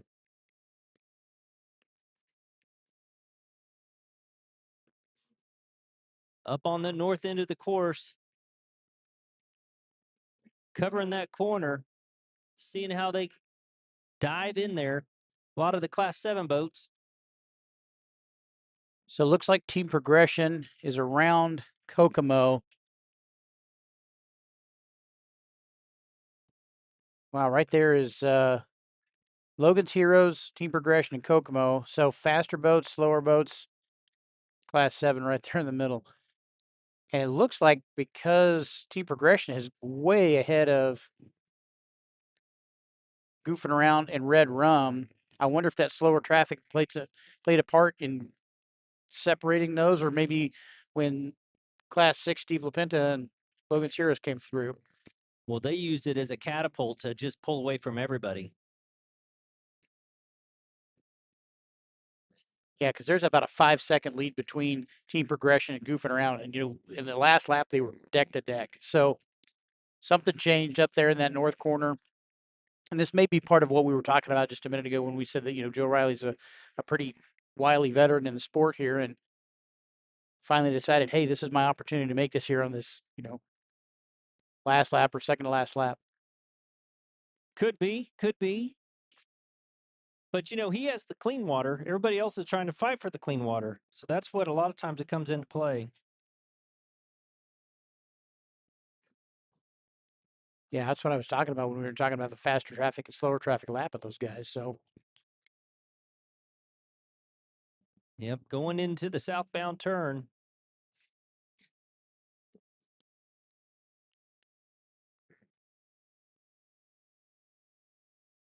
Logan's Heroes is already around the corner. Synergy clears the corner and is headed back towards the north.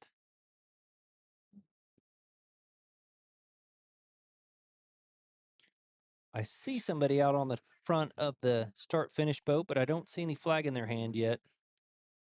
I've got a shot here of Red Rum there for a second.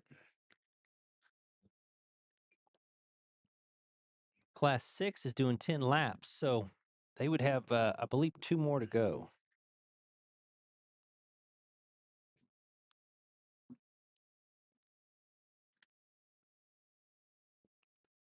So you have Logan's Heroes, and that boat has looked wonderful all day today and sounded really good. That new power sounds just stout. Yeah. Still have a substantial lead over Synergy as well.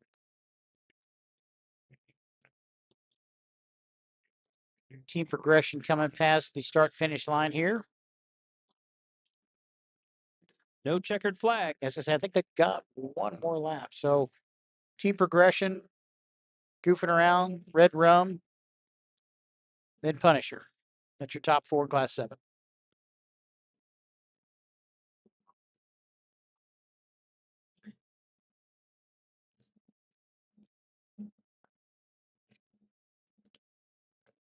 Kokomo, the Hurons.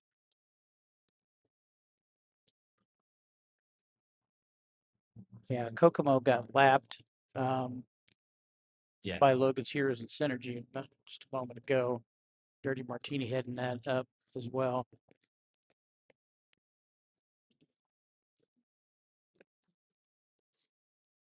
$731 and $712. The wild card and back in business.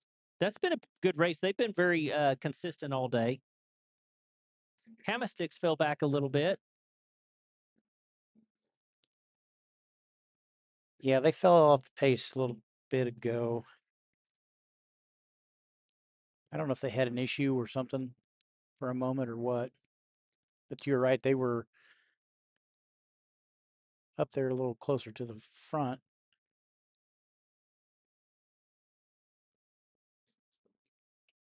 Team Progression, Goofing Around, Red Rum, and Punisher all through that north corner. You know, we've had a great day of racing here today, Brian. The weather, like we said earlier, has just been beautiful. And as we're coming towards the end of this race, we got to knock on wood. We haven't had any problem with freighter traffic today. Yeah, they're all waiting for tomorrow. Oh, don't say that. Knock on wood real quick. Knocked on my own head there. That's about as close as it's going to get. On the back stretch, watched them come down the Canadian side.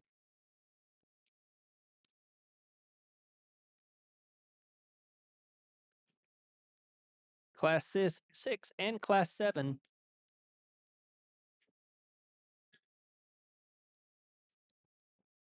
In Class 7, we still have Team Progression out front. Goofing Around in second. Red Rum in third. Punisher in fourth.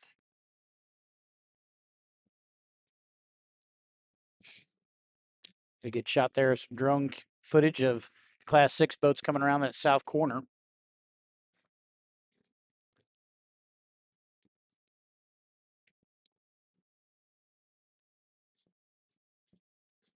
I think what's that going to make Class 6 have still one more lap? Well, I believe so, but let me double check that here. It's still Logan's Heroes. I don't see a flag yet. Synergy is in second place still. I don't see a checkered flag. Seems like they're slowing, but not really. You might be back into it. It's even hard for us announcers to keep track of the laps. So now we've got Class 7 here coming up on from the south end of the course. They've all bunched back up. So, there for a second, Team Progression got a fairly decent lead over Goofing Around, and it looks like that Goofing Around's caught back up with them. Who's there on the outside? That's Dirty Martini. Okay. Faster boats to the outside.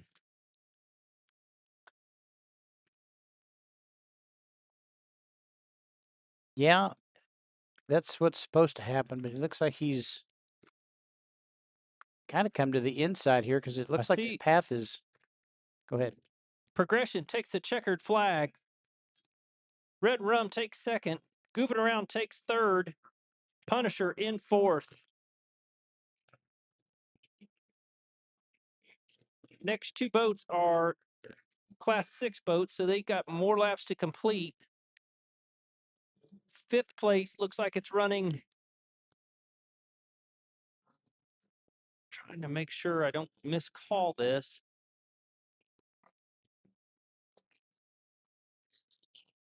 That's back in business. Back in business.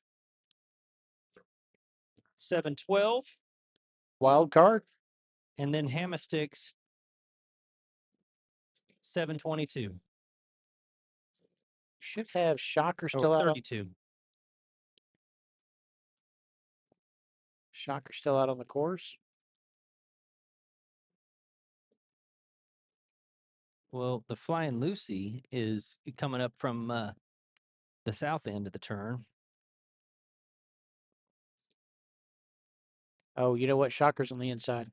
Is it? Yep. Already off plane? Yep. Well, I don't know that they finished the race. Right. So on the course, we still have Class 6, and leading all day in Class 6 would be Logan's Heroes, with Pat Marlowe driving and Steve LaPinta on the throttles. Like Brian was saying, Steve's done so much work to that boat in the off season. It's great to have it having such a great showing. You know, Yeah. it's just Hard work pays off, man. man, I tell you too, and it's not the biggest boat in that class. No, but you know what it is? It was the fastest. And consistent. He had a great setup with it today. Yeah. That whole team works really hard. Sorry about that. No, that's okay. I was just saying Synergy, ran a good race too, and they tried to do whatever they could to make up some ground. Yeah, and early in the race, Dirty Martini was really competitive, and I don't know if they, lost something or what happened. If they came off, with a little bit of lost some speed or lost some RPMs or something, or um, the other boats were just better today. I'm watching with bated breath. Do they have one more lap They to have go? one more lap. I do not see a checkered flag. Now, here's the thing, Brad. One more lap, anything could happen. Yeah, anything can happen. Get your binoculars out and look down towards the power plant. We have a freighter coming. Come on, Brad. No. Well, this is the last race. We'll get this in before that thing comes in. That's right. We're in good shape. We're in good shape, buddy. He may slow up a little bit. Hopefully, they're listening on the broadcast down there at that freighter. Hey, if you could slow it up just a little bit, guys, give us just about another 5 minutes to finish up this race. Sure would be helpful to finish out this awesome race today for Class 6 and Class 7. Class 7 was deck to deck the whole time. The whole time. Yeah. And it was exciting.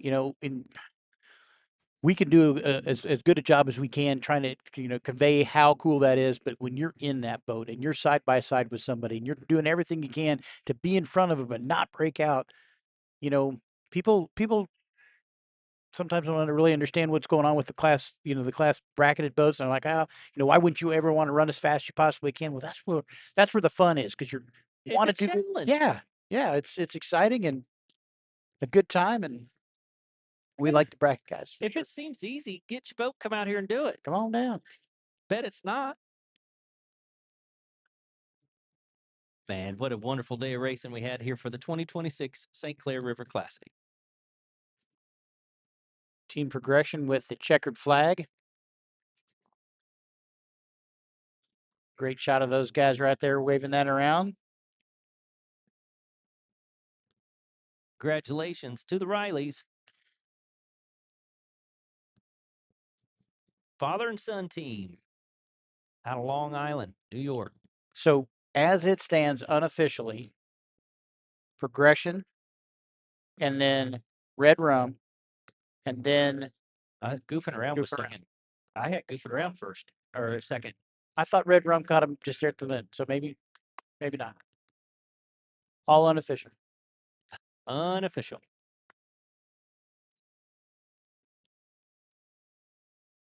There's Kokomo. They were just off the pace today. I think those are Jersey boys there. Drug the boat all the way over here. Have some fun in this fresh water. What a great shot right there. Yeah, wave to the camera, boys. Well deserved. And the crowd goes wild.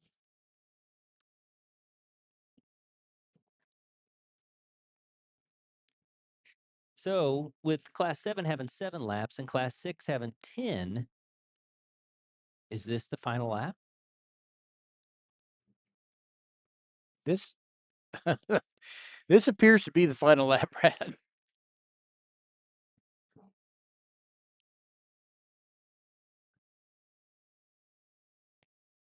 I want live telemetry.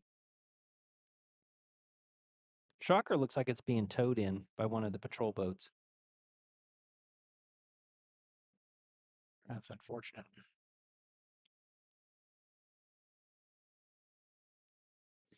In Class 6, leading all day, Logan's Heroes, Steve LaPinta, Pat Marlowe. Pat's from just down the river here. There's your checkered flag. Do you see it? I do. Taking the win today at the 2026 St. Clair River Classic goes to Logan's Heroes, number 614. Synergy coming in to take the second place. They've had a great showing here today. Number 673. That would mean that I believe Horizon's going to take third, right? No, Now it's Dirty Martini will be third. Dirty Martini is correct. Horizon's behind them, and then Kokomo. Great shot of Logan's Heroes right there.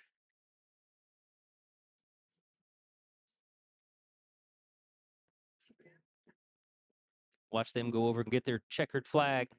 Wave it high in the sky. They want to get it. They just got to let everybody else Wire to finish. wire. Yeah. Good job, guys. Be a party in the pits tonight. Yep. Everybody ought to come over and check that out. You know, we will be over there in the courtyard area, but the whole racing village is all up and down the street. But yeah, we definitely want everybody to come over and check it out. We've got a few boats out here on the course still. We've got a lot of good partners that have helped today. Of course, St. Clair Inn is taking wonderful care of us.